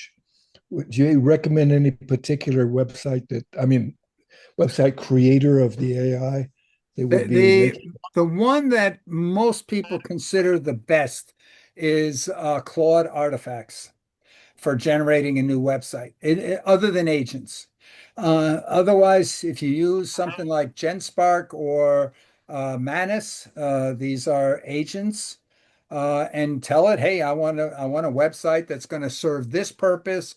I want it to have these features. Oh, and I like the look and feel of the website at this URL. So please make it look like that. You can do amazing things with that. I just got my Manus Good account here, morning. so I'm going to be looking to try some of those things. Yes, Well, that Stu. sounds really great. I'm Stu. Hi, There's Stu. Just oneworld.one is on an it. incredible website. Let's walk around. Okay, I'm gonna Oh, grab my okay. stuff. Hold on. Sure. Okay. So, Kurt, could you repeat that? Yeah, there's a website that's called we are one.one website, and it's such an incredibly beautiful and gets across really good message.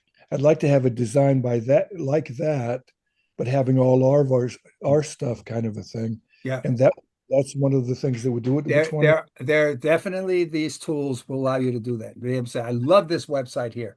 I want my website to look like that, but with my messages. Beautiful. Right. Boy.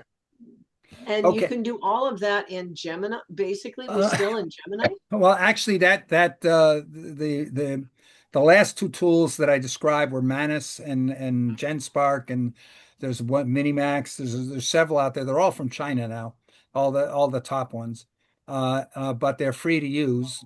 But the thing is, it's being done on a Chinese server, so there's some people that makes them nervous. Doesn't make me nervous because China's going to outperform the US on this stuff so badly anyway in the near future. And it already is on a lot of areas. But the those tools, but you can in among the chatbots here, the one that is typically rated the best is Claude Artifacts. Claude Artifacts is the same as ChatGPT Canvas or Gemini Canvas. A lot of people say that uh, after Claude Artifacts, the second best one is Gemini with Canvas. And you just go in there. It was one of the options that I showed you that you can just click on. I can also go here to this build here, and I can say, for example, it's showing the example, build me an AI photo editing app using Nano Banana. uh, so it'll generate that one sentence, and it'll generate an app to allow you to do photo editing. But you Wow. can You can do here, this here We could is, create an app using the information that we give it to be able to get people to create more and more peace. yeah, I'm just going to take, we'll pull up this one example here. I hope these are just examples you can see. So what it'll do here is over on this side, on the left-hand side, you tell it what you want it to do. And it will come here and it will write the computer code for you. Okay. And then I can come up here and I can preview. This is the app that this thing generated. So I can upload a photo. So it's giving me the capability of uploading a photo, but where do I find a photo that the pictures?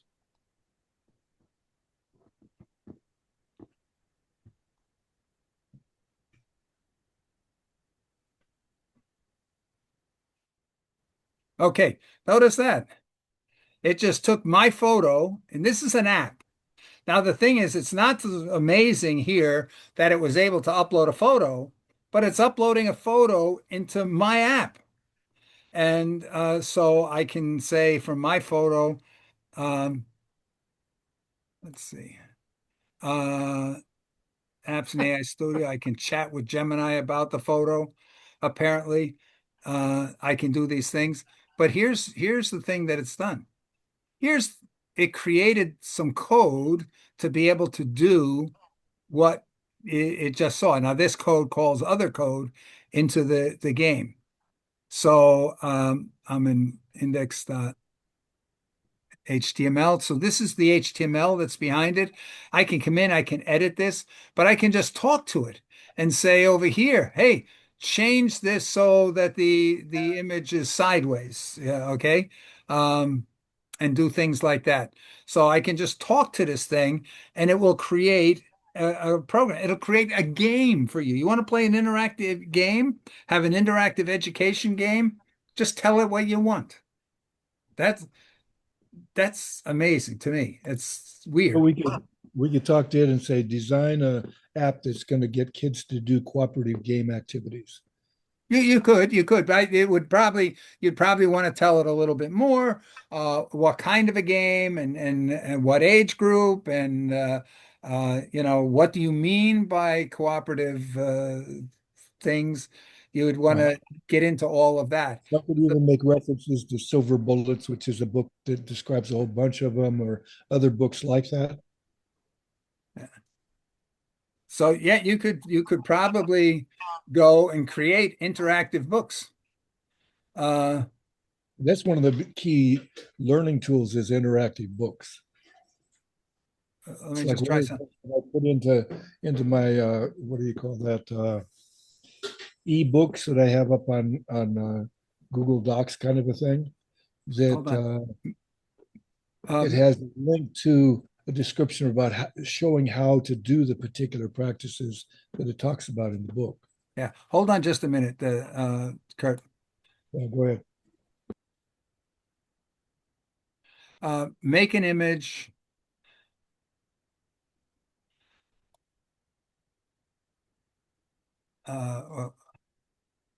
Showing a palm tree on a beach. I may have.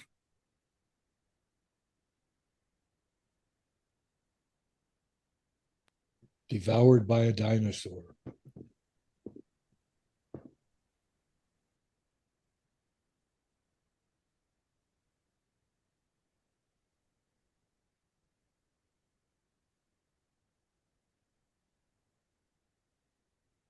Okay, so here we go.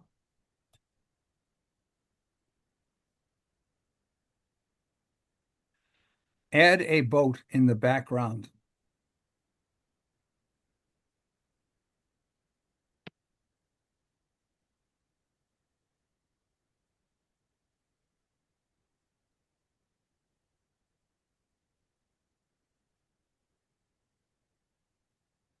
There's the boat in the background. So you can now, just talk to this stuff. Now there's another version of this that'll actually let you go and say, turn this into a video and put motion, have the wind blowing the trees. I'm in a image version right now, but maybe you can. Let's see. And Bill, can you be more specific? Could you say, I want to have Bill Gates rowing a felucca against the current? Let's see.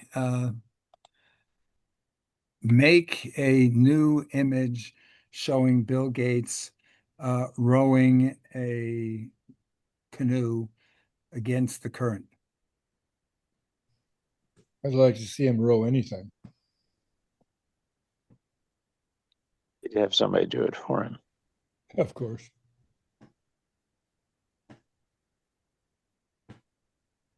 He's smart enough actually to keep physically fit, I'm sure. That's pretty cool. So actually here, there's a lot of comments out there that they are about to get in trouble because you're able to take any image of any ad out there.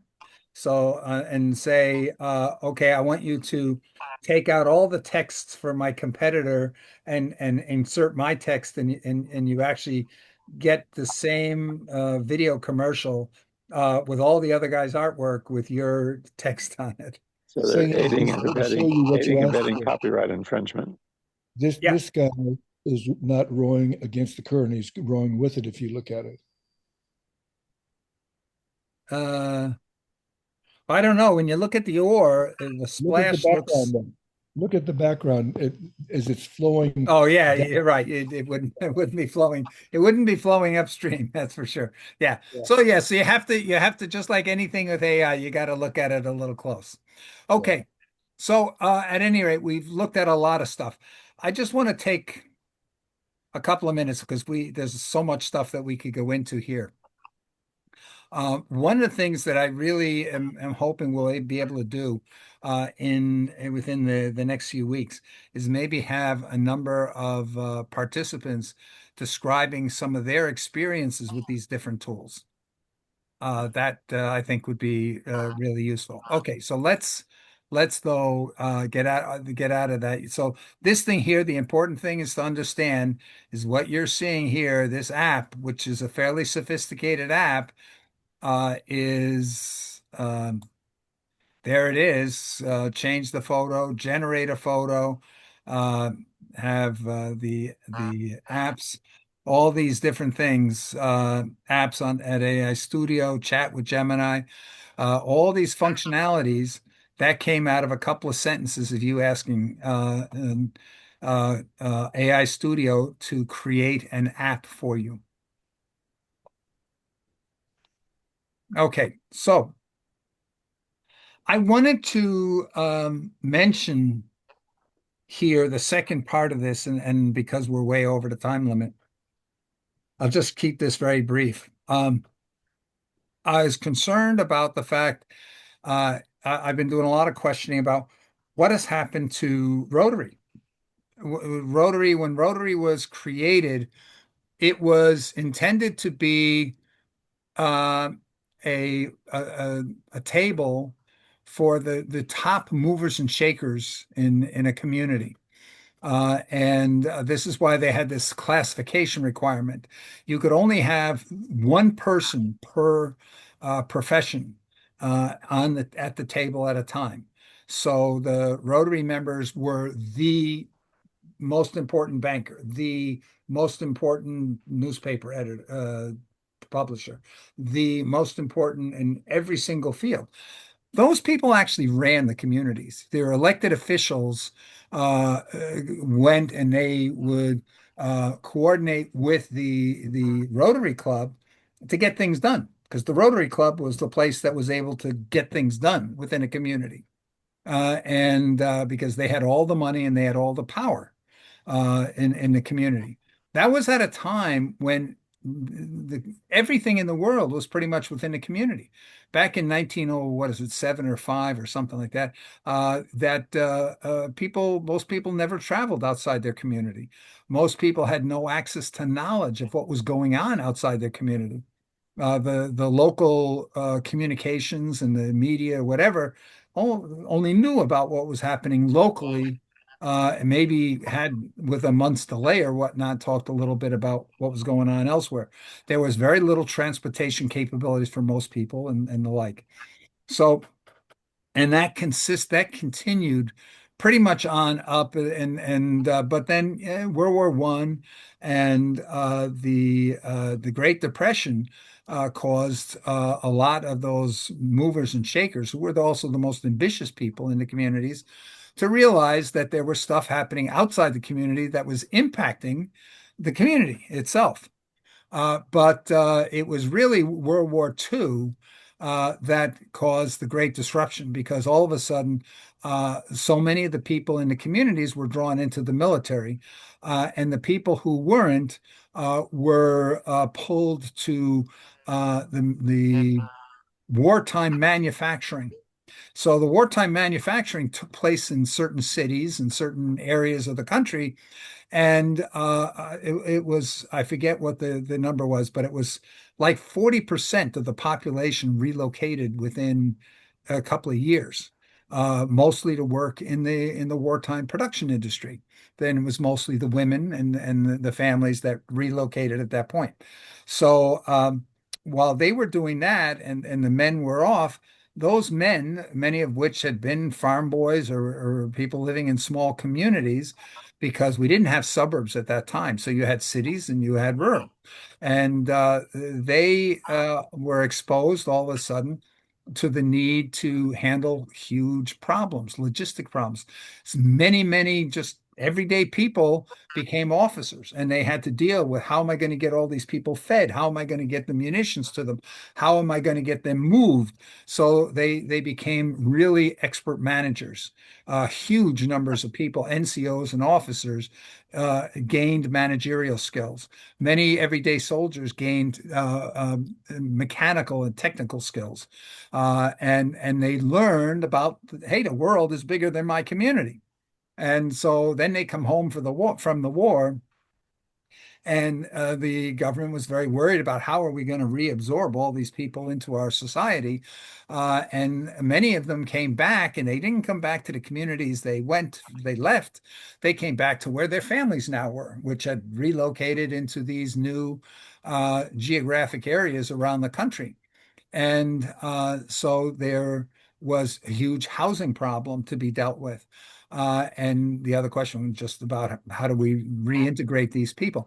During the war, the people that stayed home, the economy became expert at mass production. Up until that point, mass production was not so critical. But during the war, the whole thing was quantity, quantity, quantity, fast, fast, fast. So the industry became very proficient in mass production. Now the people are back. They have the managerial skills to match up with that mass production. And the people had already relocated for the purpose of production. But now all these people are there, and we've got all this pent-up demand. There was huge consumer demand throughout the country. And I'm talking only right now US, and perhaps Canada was similar. But let's focus on US. And so there became this huge need to be able to build a distribution network across the country. That caused the second wave of relocation of all these people with these distribution, these logistic skills out of the war, uh, moving here. And simultaneously, the Eisenhower interstate highway system was built very, very quickly, and it allowed mass transportation. And this was done because prior to the war, there was apparently a project done, and realized that the transportation situation in the United States was catastrophic. And during World War II, Eisenhower saw the Autobahn system of Germany. And as a result, he said, we need to build that in the US. So very quickly, we had this mass migration of people who now needed all kinds of stuff and a way to get stuff to them. And it just coincided with the building of all the road system that it made that possible. And so this was causing mid-level managers and things to move into cities. So a lot of mid-level cities in the US got a boom from the distribution logistics systems going out there and the managers and things like that that were moving around. That was in the 1950s. And but the big thing was the communities prior to World War II that everything was local. And so the people who were the movers and shakers, they were focused on what was going on in their community, in their local community. But with all this movement that took place around during and just after World War II, resulted in a lot of the movers and shakers now realizing, hey, the business opportunities, the commerce opportunities, so much is no longer local. Local is not where it's happening. Where it's happening was in the corporate world, in the distribution industries. That's where it's happening. And at the same time, a lot of the people in every community, except for the real rural communities, but all the rest of the communities, they didn't grow up there. They didn't have any roots in those communities. So they're there and they're thinking about how do I handle this big distribution system? They're thinking about economies of scale. And so Rotary lost. The people that were the movers and shakers were now playing on a bigger stage. They were now thinking at a bigger stage than just their local community. And so the local community lost a lot of its value or interest to those people. Those people lost interest in the local community to a big degree. And so they started pulling back from Rotary. And also at the same time here was the GI Bill promoting education and promoting housing and enabling huge numbers. The house ownership increased in 10 years. House ownership increased 50%. 50% in 10 years. Never seen something like that before. Again, though, these were people that caused more and more the suburban communities that the population had no roots in that community, so they were not involved in the things like Rotary. So this is what resulted, or what was described in this book, Bowling Alone, from Robert Putnam from Harvard, where he described in the middle of the 60s, the mobility combined with the communications that the TV was now there, and it wasn't describing what was happening in your local town so much as it was describing what was happening in the world. And so this combination of things really reduced interest in the local community and reduced the value of the local community for people, for most people. And so Rotary lost its primary membership. The movers and shakers in Rotary stepped back. They were too busy building international or global or national chains and handling logistics and problems that were multi-community oriented. And they realized the community was not where they got their place. At the same time, because of the GI Bill and everything, the number of college attendees skyrocketed. And that meant here that most people, especially out of suburbia in the cities, at least the upper middle class, they all of a sudden were all going to the university, which had not been the case previously. And in most cases, they went to a university that was not in walking distance, not local to them. And as a result, they became focused on their community, if you would, became more virtual, became more professionally oriented, became more not limited to a geography. And the world split into what was later described as somewhere people. These were the real rural areas where people didn't go to college. They didn't move around. They stayed local and they had deep roots. And the suburban, urban areas where people profession was their core focus. on their profession or in the people who shared their interests and so forth. And they became cosmopolitan. They became known as anywhere people because those were people who defined themselves more about what they could do and what their abilities were and what their interests were than where they came from because they would move around a lot. They were very mobile.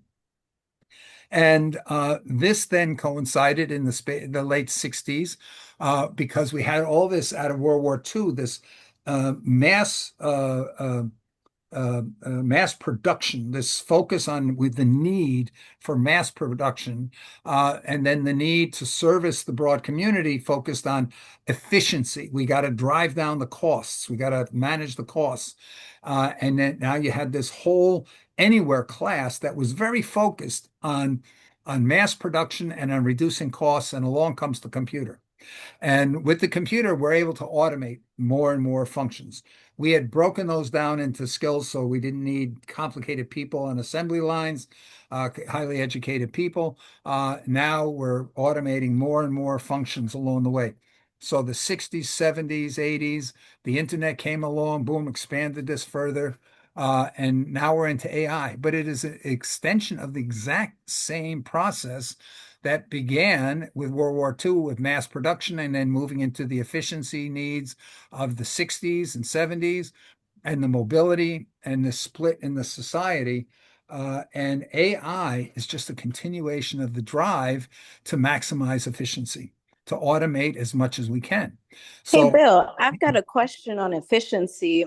As we step into, what makes AI AI, yeah. when we go into those server centers, I know that Shell has come out with new innovations to dip them in a certain kind of cooling water to try to decrease the environmental impact. Would this be something maybe with these innovations, as we are the influencers of influencers, would that be something on a climate sense, and maybe even increasing in countries on the African continent? Would this be something that we could look forward to maybe influencing as far as the environmental impact of AI in mass usage? There's already massive the energy demands per, let's say, query, if you would. That is reducing at about 1/1000th of it. It's reducing. It's each year we're improving 1,000-fold. So the energy requirements of the latest chips they're roughly 1,000 times more efficient than they were the previous year. That's been for the last couple of years. Simultaneous to that is we're seeing out of China the move from the training model, which is very, very energy intensive and expensive, over to the inference model, which is saying, okay, let me pull the data out of that I need. On top of that, we've got the move going away from large language models into what's called small language models that focus on a particular problem area. And they, again, take far, far less energy. So this is why the big discussion when DeepSeek came out from China, and it was not so much that they were able to come close to ChatGPT, not equal, but close. But they did it for only 6% of the cost of energy and in general on the cost. And they've gotten even more efficient. This is why we're seeing the agent technologies. Most of them are now coming out of Asia. A lot of the image editing capabilities are coming out of Asia because they figured out how to do it at far lower compute costs. So yes, we're seeing that move taking place. We are seeing the talk of the quantum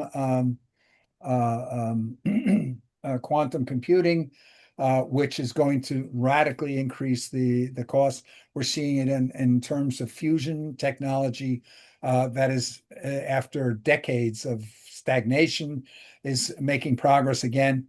So the thing we have to be a little cautious of is what we see as solutions today to say, let's encourage everybody to do these, because it's like AI. 2 years ago in AI, the big thing is everybody was making plugins.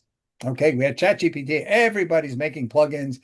people were building up businesses based on the plugins that made the capabilities of ChatGPT so much greater. ChatGPT incorporated most of the concepts of the plugins into their basic model. All those companies that had built their business model around plugins out of business overnight, or most of them. So this stuff is moving so fast. We have to be very cautious about taking a solution that we see and saying, that's it. Let's spread that idea everywhere, especially if it's going to take us years to actually implement those things in different areas. So that's something I'm somewhat cognizant about is what to do. I know because my granddaughter, that's her number one thing in the world is the compute cost and energy, the energy requirements of compute.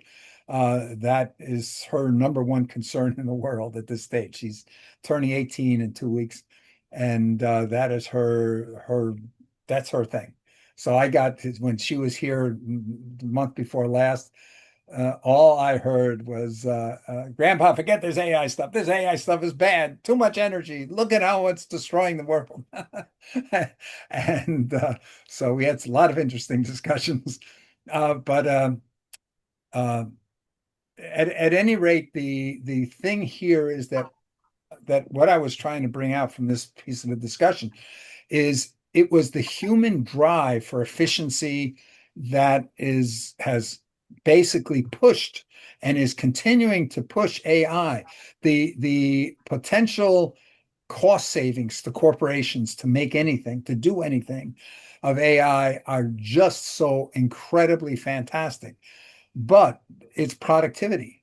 So we've got here right now, for every dollar that's being spent for social purposes around the world, $34 are being spent to block them. Okay. In other words, $34 are being spent to take jobs away from humans, to reduce costs, to in all areas for every dollar that's spent to improve the social situation. So it's Why? a battle Why that. do you think that actually is? Pardon? What is that?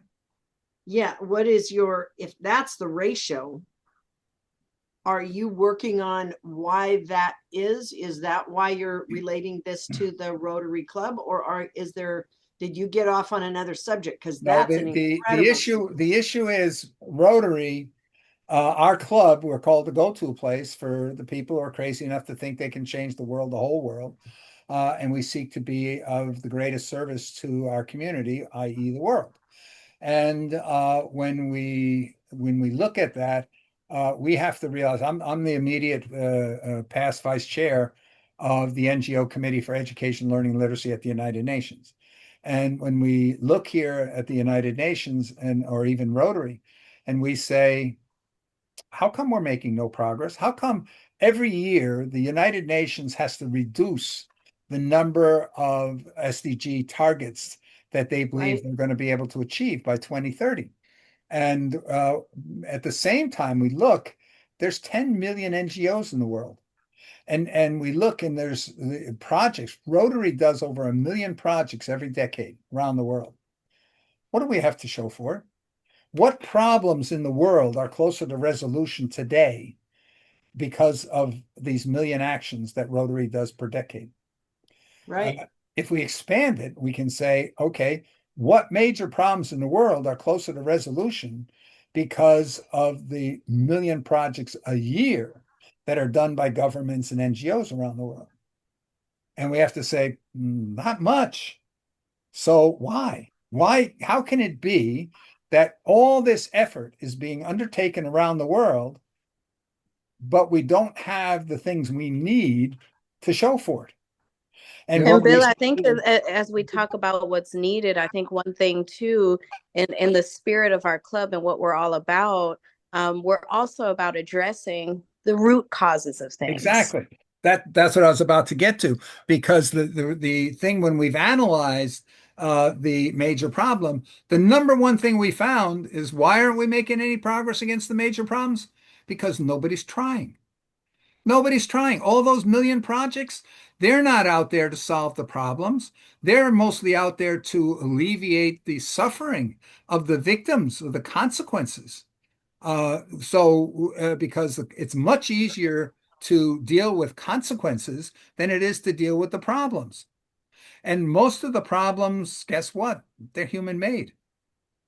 And so, whether we look at it, and it was interesting because we came down to the fact, what is one of the major causes of inequality in the world? It's education. One of the things, we had a strategy meeting of the Commons Cluster of the NGO Major Group, talking about the upcoming World Summit for Social Development, and how that's focused on getting everybody jobs. And during that meeting, what was brought up is we have to train everybody in the world on AI. Well, what would happen if we trained everybody in the world with AI? It would just increase the competition for those handful of jobs that are needed for humans. And so what it's doing is it's just going to increase the inequality gap between those who are the best and those that are not. It's like training everybody to say, oh, you know what, basketball players, look at what the top basketball players, how much they earn. You know what, everybody go out there and become a basketball player. You're going to make the most money. Well, that's not increasing the number of top basketball player jobs there are. All it's doing is it's increasing the competition for those, but it's only going to be a handful of people. So that we see yeah. You put forth the idea that nothing has changed with these millions and millions of actions, both governmentally and the NPOs and all that. It's crazy. Why? I just put an answer in that was given a few weeks ago on Humanity Rising Global Solutions by Danny Sheehan and Jim Garrison. If you look at that and you read what Ulf Sandstrom has put into one of his Substacks, and actually there's two issues that he put in that are dynamically powerful and allows people to reflect on what he's talking about rather than giving answers, but the answers come to you because of the way he proposes it. So I highly recommend that people look at that and see what we can do to be able to change it. The big change is, again, what I think is this Peacemaker's Challenge, getting all the youth to focus on what we want, getting them to use their creativity. Your granddaughter challenged you, says, look, and it's a beautiful challenge. He should be a Rotary person, I'm telling you. And with that, having her join with us and collaborate in preventing the issue, we will have the peace on earth that we deserve, because we'll focus on that. We have 100,000 young people in our database in the Future We Want Model UN network. And the problem that we're facing is it's the drive of the handful that own the AI and the robots and so forth, and that consolidation with every profit cycle we go through, we see more and more of these companies, they're not spreading the dividends. The percentage of people who actively own stocks in the United States has declined by almost 50% in the last couple of decades. So that the number of people who are really owners, and I'm not talking just because somebody's got a 401k somewhere, but the people who are the real owners, that number has been dramatically shrinking. And what we're seeing is every profit cycle now, a big chunk of the profits are going into stock buybacks, further reducing the number of people that are in the owner class. If you go and walk through on the AI side and the agent side, and you look at the abilities of what these things are able to do, there's Grace Leung, I think her name is, just did a video the other day on how to create a one-person company. I don't know if she called for $1 billion, but there is a sort of a bet going on in Silicon Valley. Who is going to be the first one-person $1 billion company? And no matter how you cut it, most humans are going to be economically useless from within the next probably 5 to 10 years, but if not long before after that, because it's not just AI, it's AI and robots. And if you watch the robots in terms of the speed and the dexterity that they can go and manipulate stuff a fraction of the width of a human hair, that humans can't do. Humans are not going to be able to compete with dexterity with anything. And there's this movement coming out of Japan called Society 5.0, which is based on putting humans at the center of everything in the economy and so forth, and saying all stakeholders need to be considered. It has zero chance. I've spent a lot of time going through with AI.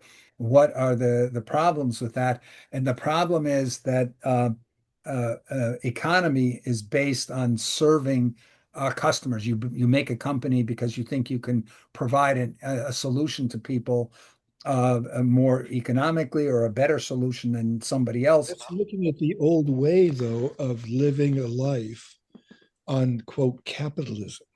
Yes, no, but you're 100% right. Capitalism, private ownership is when we look and this is the problem with education. This is the problem with going out and saying we're going to increase education. So we go out there, hey, AI is coming. It's dangerous. You need to up your education to be able to compete better. Okay, it's to compete better. That's the biggest word we're saying. You need to up your education to compete better. It's all about you and me. It's me, me, me. I need to get more education so I can compete better. And therefore I can win and displace 10 other people because I can now do I'm now have the productivity of 10 people. I'm going to get a promotion. I'm going to get more money, and well, they lost their jobs. Tough luck, right? So this is the mindset here that we have to recognize that mindset's a dead end mindset, because as we get to the point where only a couple of percentage of people have meaningful jobs, then and that's not going to stop, because the benefits to the owners of companies and the benefits to the customers. Imagine here, we talk about, oh, these companies, they're thinking here they're paying. What did Meta offer? Meta offered up to, in some cases, over $100 million signing bonuses for certain AI capabilities, for certain AI people. Think of the polarization that we're getting into in wealth here, and that's not going to stop, because the benefits to the companies are so great, but the benefits to the customers. If I go out there and say, yeah, you know what? If I go and replace all my human workers with robots, I can reduce my costs of producing medications by 50%. And now I can make my medications available to more people that need them. And more people will be able to afford to get the medications that might save their lives.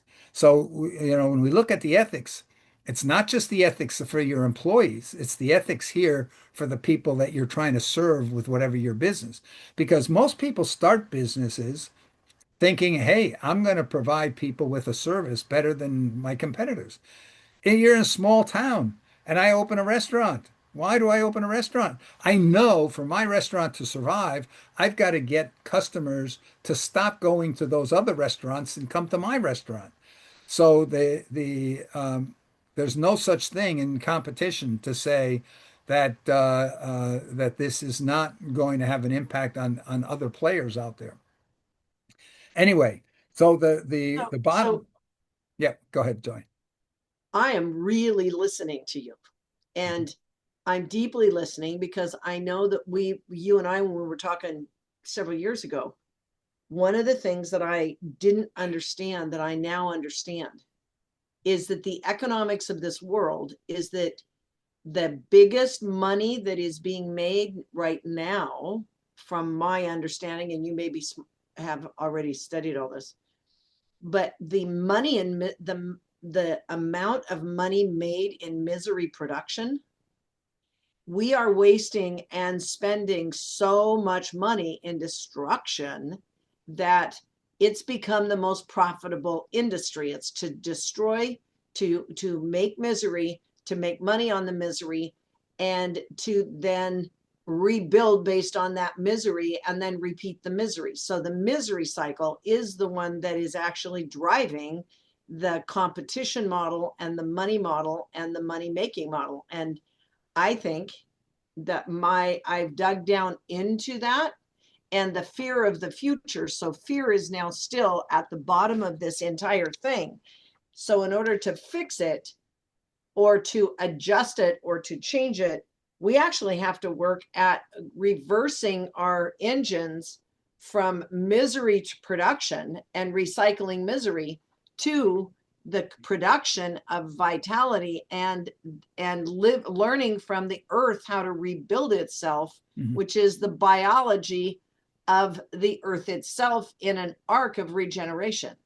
Yeah, I think you're 100% right. You and Kurt are 100% right in terms of understanding the problem and what's needed. I think on the solution side, the problem is that most of the studies are saying human nature is survival code, me first, is built into our DNA. Our I don't DNA. agree with, okay, so what if that wasn't true, Bill? Well, no, you're right. You're right. What if it isn't? But what if it is? So the But thing what is, if it isn't? What if it is? We can keep going and keep following that model. But what if that is not the well, truth? Then what? here's the thing. When humans realize that it is more in their personal interest to cooperate and collaborate than to go out and try to win as an individual, that's sort of the way one can accomplish that.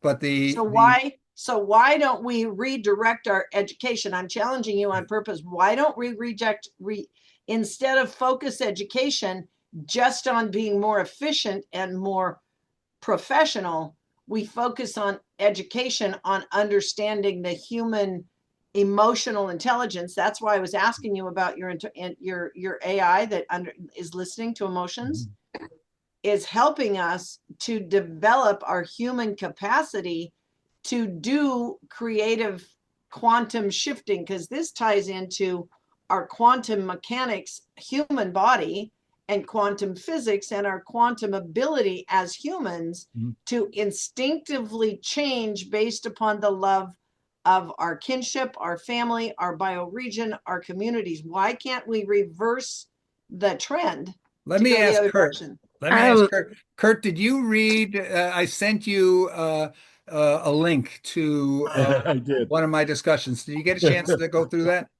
I did. I replied that it is bloody sick. I mean, the result is sick. Yeah.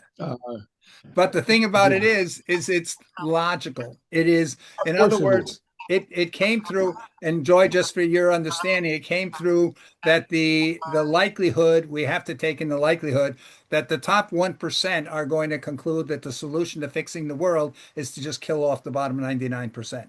I understand. Well, what if that's not true? What if we could prove that it was not true? It's not true. But here's the thing. There's a gentleman, I think his name is Lawrence, that got up at the UN in a session I was on there.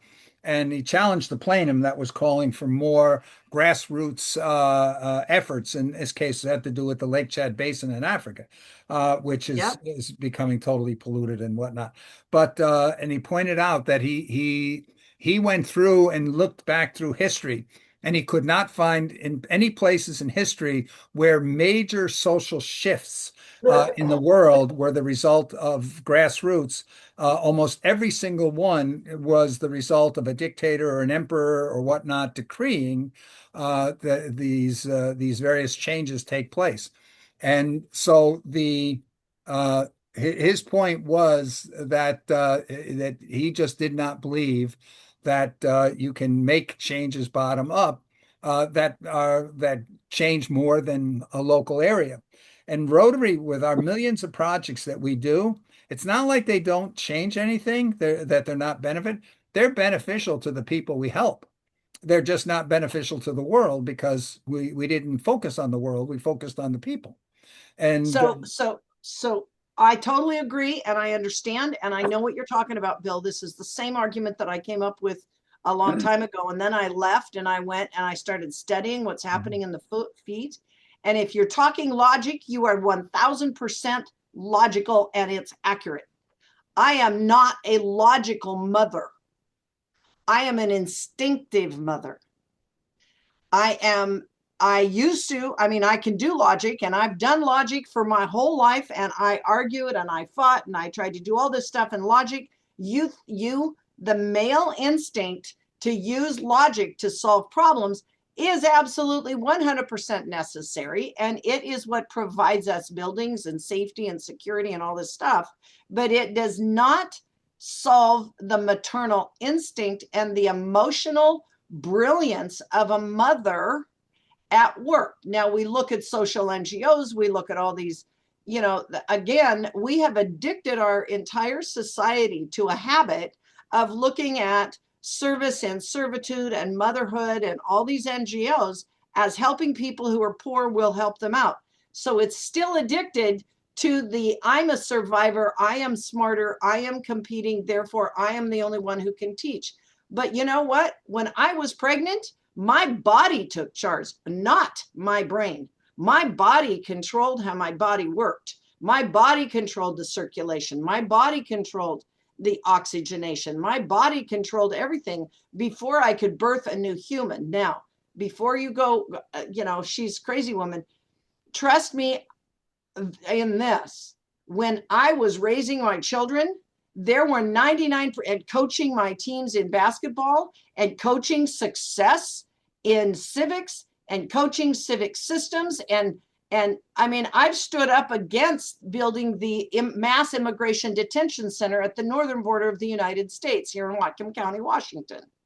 Okay. The reason that they want to control the border at the Peace Arch is it's the only publicly open Peace Arch to legal people who are entering Canada and who are entering the US. We come to a small area inside that border where people can cross and cross-pollinate and talk to each other. It's the only peacemaking place on the planet that doesn't require the military to control you before you go there. The current administration is trying to lock that place down. And I know that because I have been there and I've been talking to the guys that are in charge of immigration. And they're slowly shrinking the capacity for us to talk with peace as mothers and fathers who are growing children at a border that is in between the most incredible indigenous peoples of the world and the white man who was running all of the people down at Facebook and Google and all these people in Seattle. So Seattle and Vancouver is now a commercial complex that is trying to control all of these digital assets that you're talking about, Bill. All the AI, everything is coming out of the Pacific Rim. I went back and then did a history on what's happening as money moved from the Atlantic seaboard to the Pacific seaboard. So I'm going to close this in just a second. I've been looking at how does slime and how does rotten ecosystems create more rotten waste in the garbage dumps. Because when I was a little girl, I was poor and I had to go to the garbage dumps and I had to get my survival things out of the garbage dumps. And I also had to go to the military surplus stores in Spokane to live. So I've spent my life studying garbage, and I've spent my life studying motherhood, and I've spent my life growing life from seeds and from emotional nourishment and then coaching children. And no one talks about that. Anytime I get on any of these conference calls, no one's talking about that feminine aspect of nurturance where we instinctively feel. Now, fathers have it too. It's just that they're taught to always be logical. They're taught to always compete. They're always taught to be the winners. Okay. And yet, who has to take care of the family when shit hits the fan? Who has to help the family? It's the mothers. And they usually have to do it with one arm stuck behind their back. And they're carrying a baby. Yeah, So Joy, there's an element here. Yeah, you need to talk I need to introduce you to Lysinka Ulatowska. She's the head of the Commons Cluster at the UN. You speaking totally on the feminine masculine split there, and the need for so many of the things you're talking about. Who's With the regards person? to misery that you pointed out, Lysinka Ulatowska, I'll send you her connection. So one of the things that came out of the studies when I was talking AI and saying, how did all this evolve, was very interesting. I loved your analysis, by the way. It made total sense to me. Yeah. So this was a question here that came up about scarcity, about you called it the misery driven model, the scarcity driven model. That one of the things that helped pull the U.S. out of the depression, other than the war, was Roosevelt implemented a program to pay farmers to stop growing food. Yeah, I Right? know. And that is what gave farmers that enabled them to again have a viable income. And so right now I attend a lot of these model UNs, and you hear almost every time somebody's got one of the topics is hunger. And they get Yeah, into this idea that, well, we have to do a better job of conserving the food, or a better job of growing more food, producing more food. And at the same time, we find there's big complexes in India that destroy huge, huge amounts of food. They gather it and that's right. to destroy it to keep the supply down so that the prices will remain high. Yep, Think Europe pays farmers not to grow food. There are industries that pay to destroy food. So the yep. problem in the world with food is not that there's not It's enough food in money. the world. There's not enough people who can afford the going rate for food. But the whole model is you need to have the people who can't afford the food to keep the demand level for food high enough. If you take it and make it possible that the people with the lowest ability to purchase, then the people who produce don't make enough to make it worth their while to do. And so this is the model that's there. But if we're moving towards an era of abundance, which people like Peter Diamandis and others are very well describe, where AI and robots will be producing enough to supply everybody in the world for essentially almost nothing, then we'll have a model of abundance where everybody has what they need, and therefore they have the freedom now to focus their lives on the things they're truly passionate about.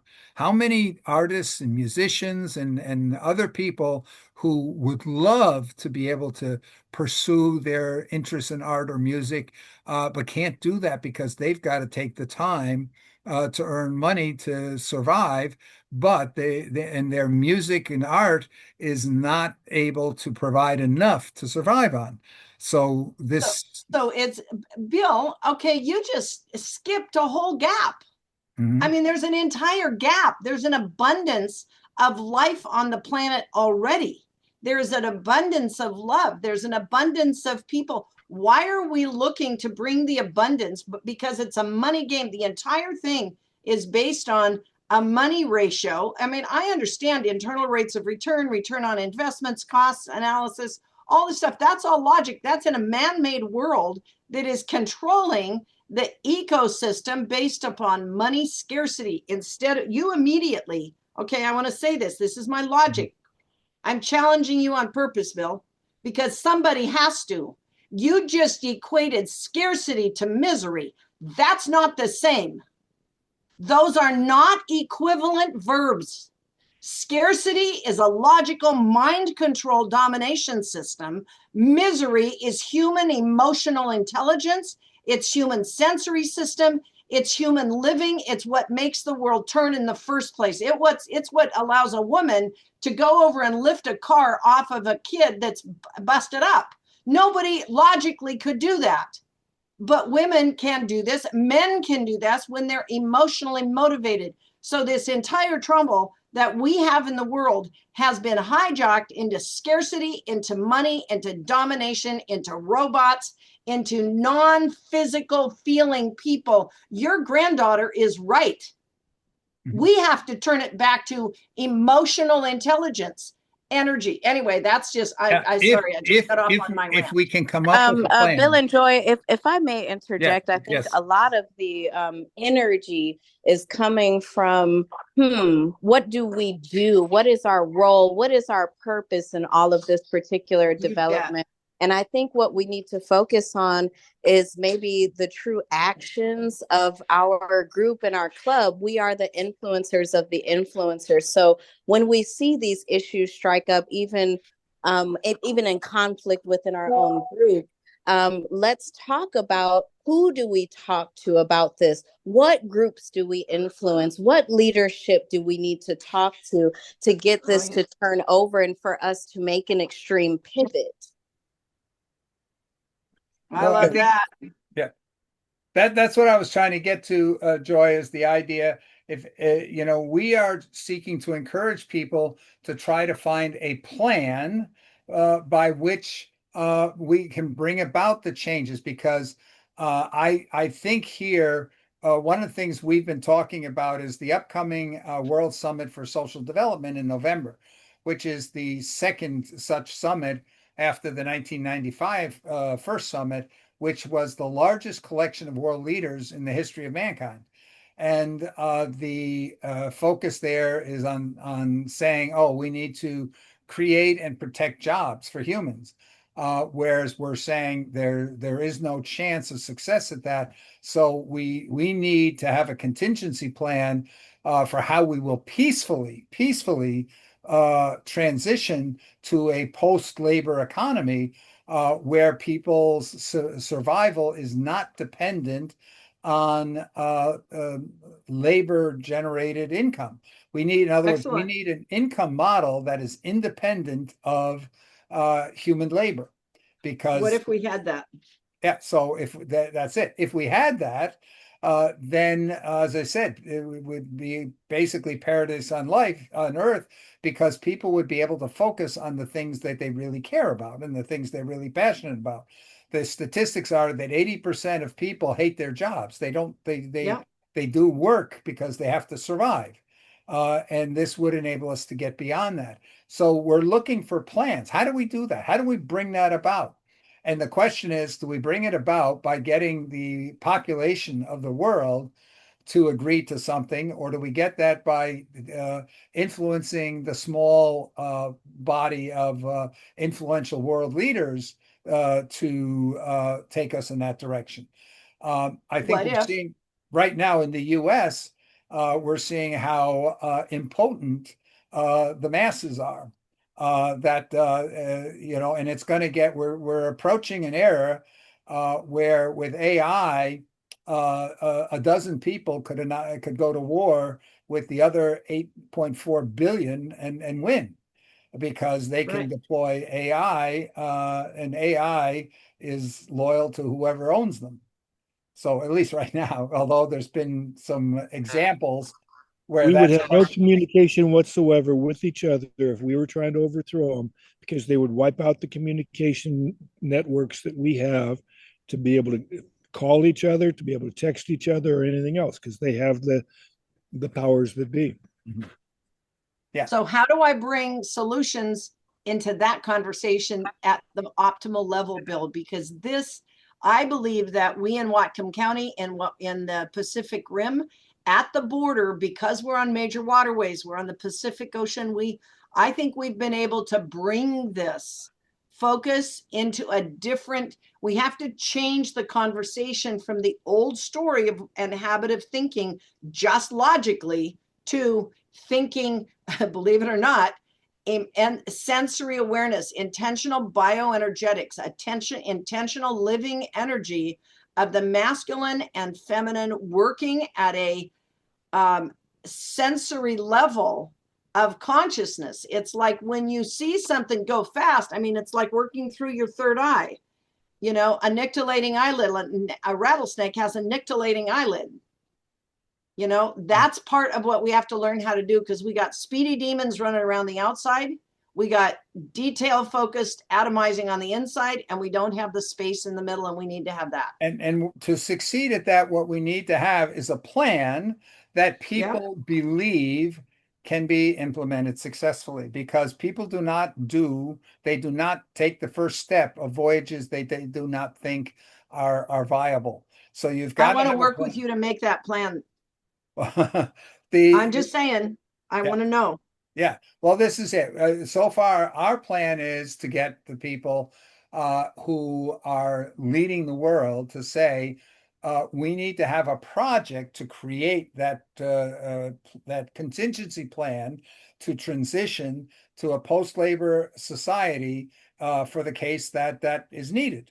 Yes. Because if we just let it happen and people start to lose their jobs slowly, the people who still have jobs are going to say, oh, that's so sad. And the people that don't have jobs are going to become increasingly resentful and angry. And the more the people that don't have jobs and incomes are resentful and angry, the more that the people who have wealth and income are going to become afraid. And the more they become afraid, the more they're likely to go and take a preemptive strike and say, the only way to us to have peaceful security in the future is to get rid of these people that would want to take what we have away from us. And so that's what we have to avoid. And it's going to be very difficult, because the Secretary General, for example, in calling for the summit that's taking place now in November, he called for a reaffirmation of the goals of the 1995 summit, which put the cornerstone was full and meaningful employment for all. And we know that the investments are going to, right now, the majority of investments are going to take employment away from people. So I don't believe there's a way to stop that trend. I do not believe there's a way to get people to say, I'm going to put peace in my neighbors ahead of my personal advancement. And because I just have seen too much around the world. That's why we got to get women in charge instead of the men. Well, that's what Lasinka's point is. So that's why I want you guys. I've introduced you, Kurt, to Lasinka. I don't know if you attended the meeting, but I know Ashok Patel attended our last strategy meeting that we had there. I did get a chance to attend that. I'd love to get back into that. Yeah, okay. I'll let you know here the one coming up. It's the first, I think it's the first Saturday in October. So and that's our last chance, because they have a mailing list of every UN representative from every country, of every UNESCO and UNICEF representative, and I think of all the ministers of the major parts of every country are on their mailing list. So we have the potential to get the messages out. But the problem is, if we go a bridge too far, we lose, because people just write us off. So we have to be able to go and present the argument to them that will cause them to take a first step. I know Lasinka, because she and I discussed this a lot. She's saying, well, we have to tell them what the solution is. We have to tell them about universal basic income or whatever. And I'm saying, no, we just need to tell them the need to start planning, to start talking. Okay. I am getting my pulled here, and we are 4 hours. Yes, we are 4 hours over New time. record, guys. New record. So I would like to thank everybody for this call, and write me if you have any suggestions here, because we talked a lot about the AI, more than I thought we would go into that. But you can see how powerful that's getting and how fast it's going. We have not talked about some of the agent capabilities, which we should, because that's showing you how people are saying that we may have less than 2 years left for humanity to be in charge. So we need for people to understand why that's the case. And we need to continue this discussion about how do we go and redirect the world so that the worst case does not happen. Okay. So All with right. that, I am Everyone, Thank you. don't be shy in communicating on Yes. our WhatsApp, please, to continue the conversations. Yes, please do. Okay. All righty. Bill, could you add me to the WhatsApp? Okay, I will do that. I will do that. All right, great. Okay. I want to keep in the conversation as well, so Okay. I'll be active there as well. Right, Yeah. great. Thank you. Thank you, everyone. Bye now. Sean,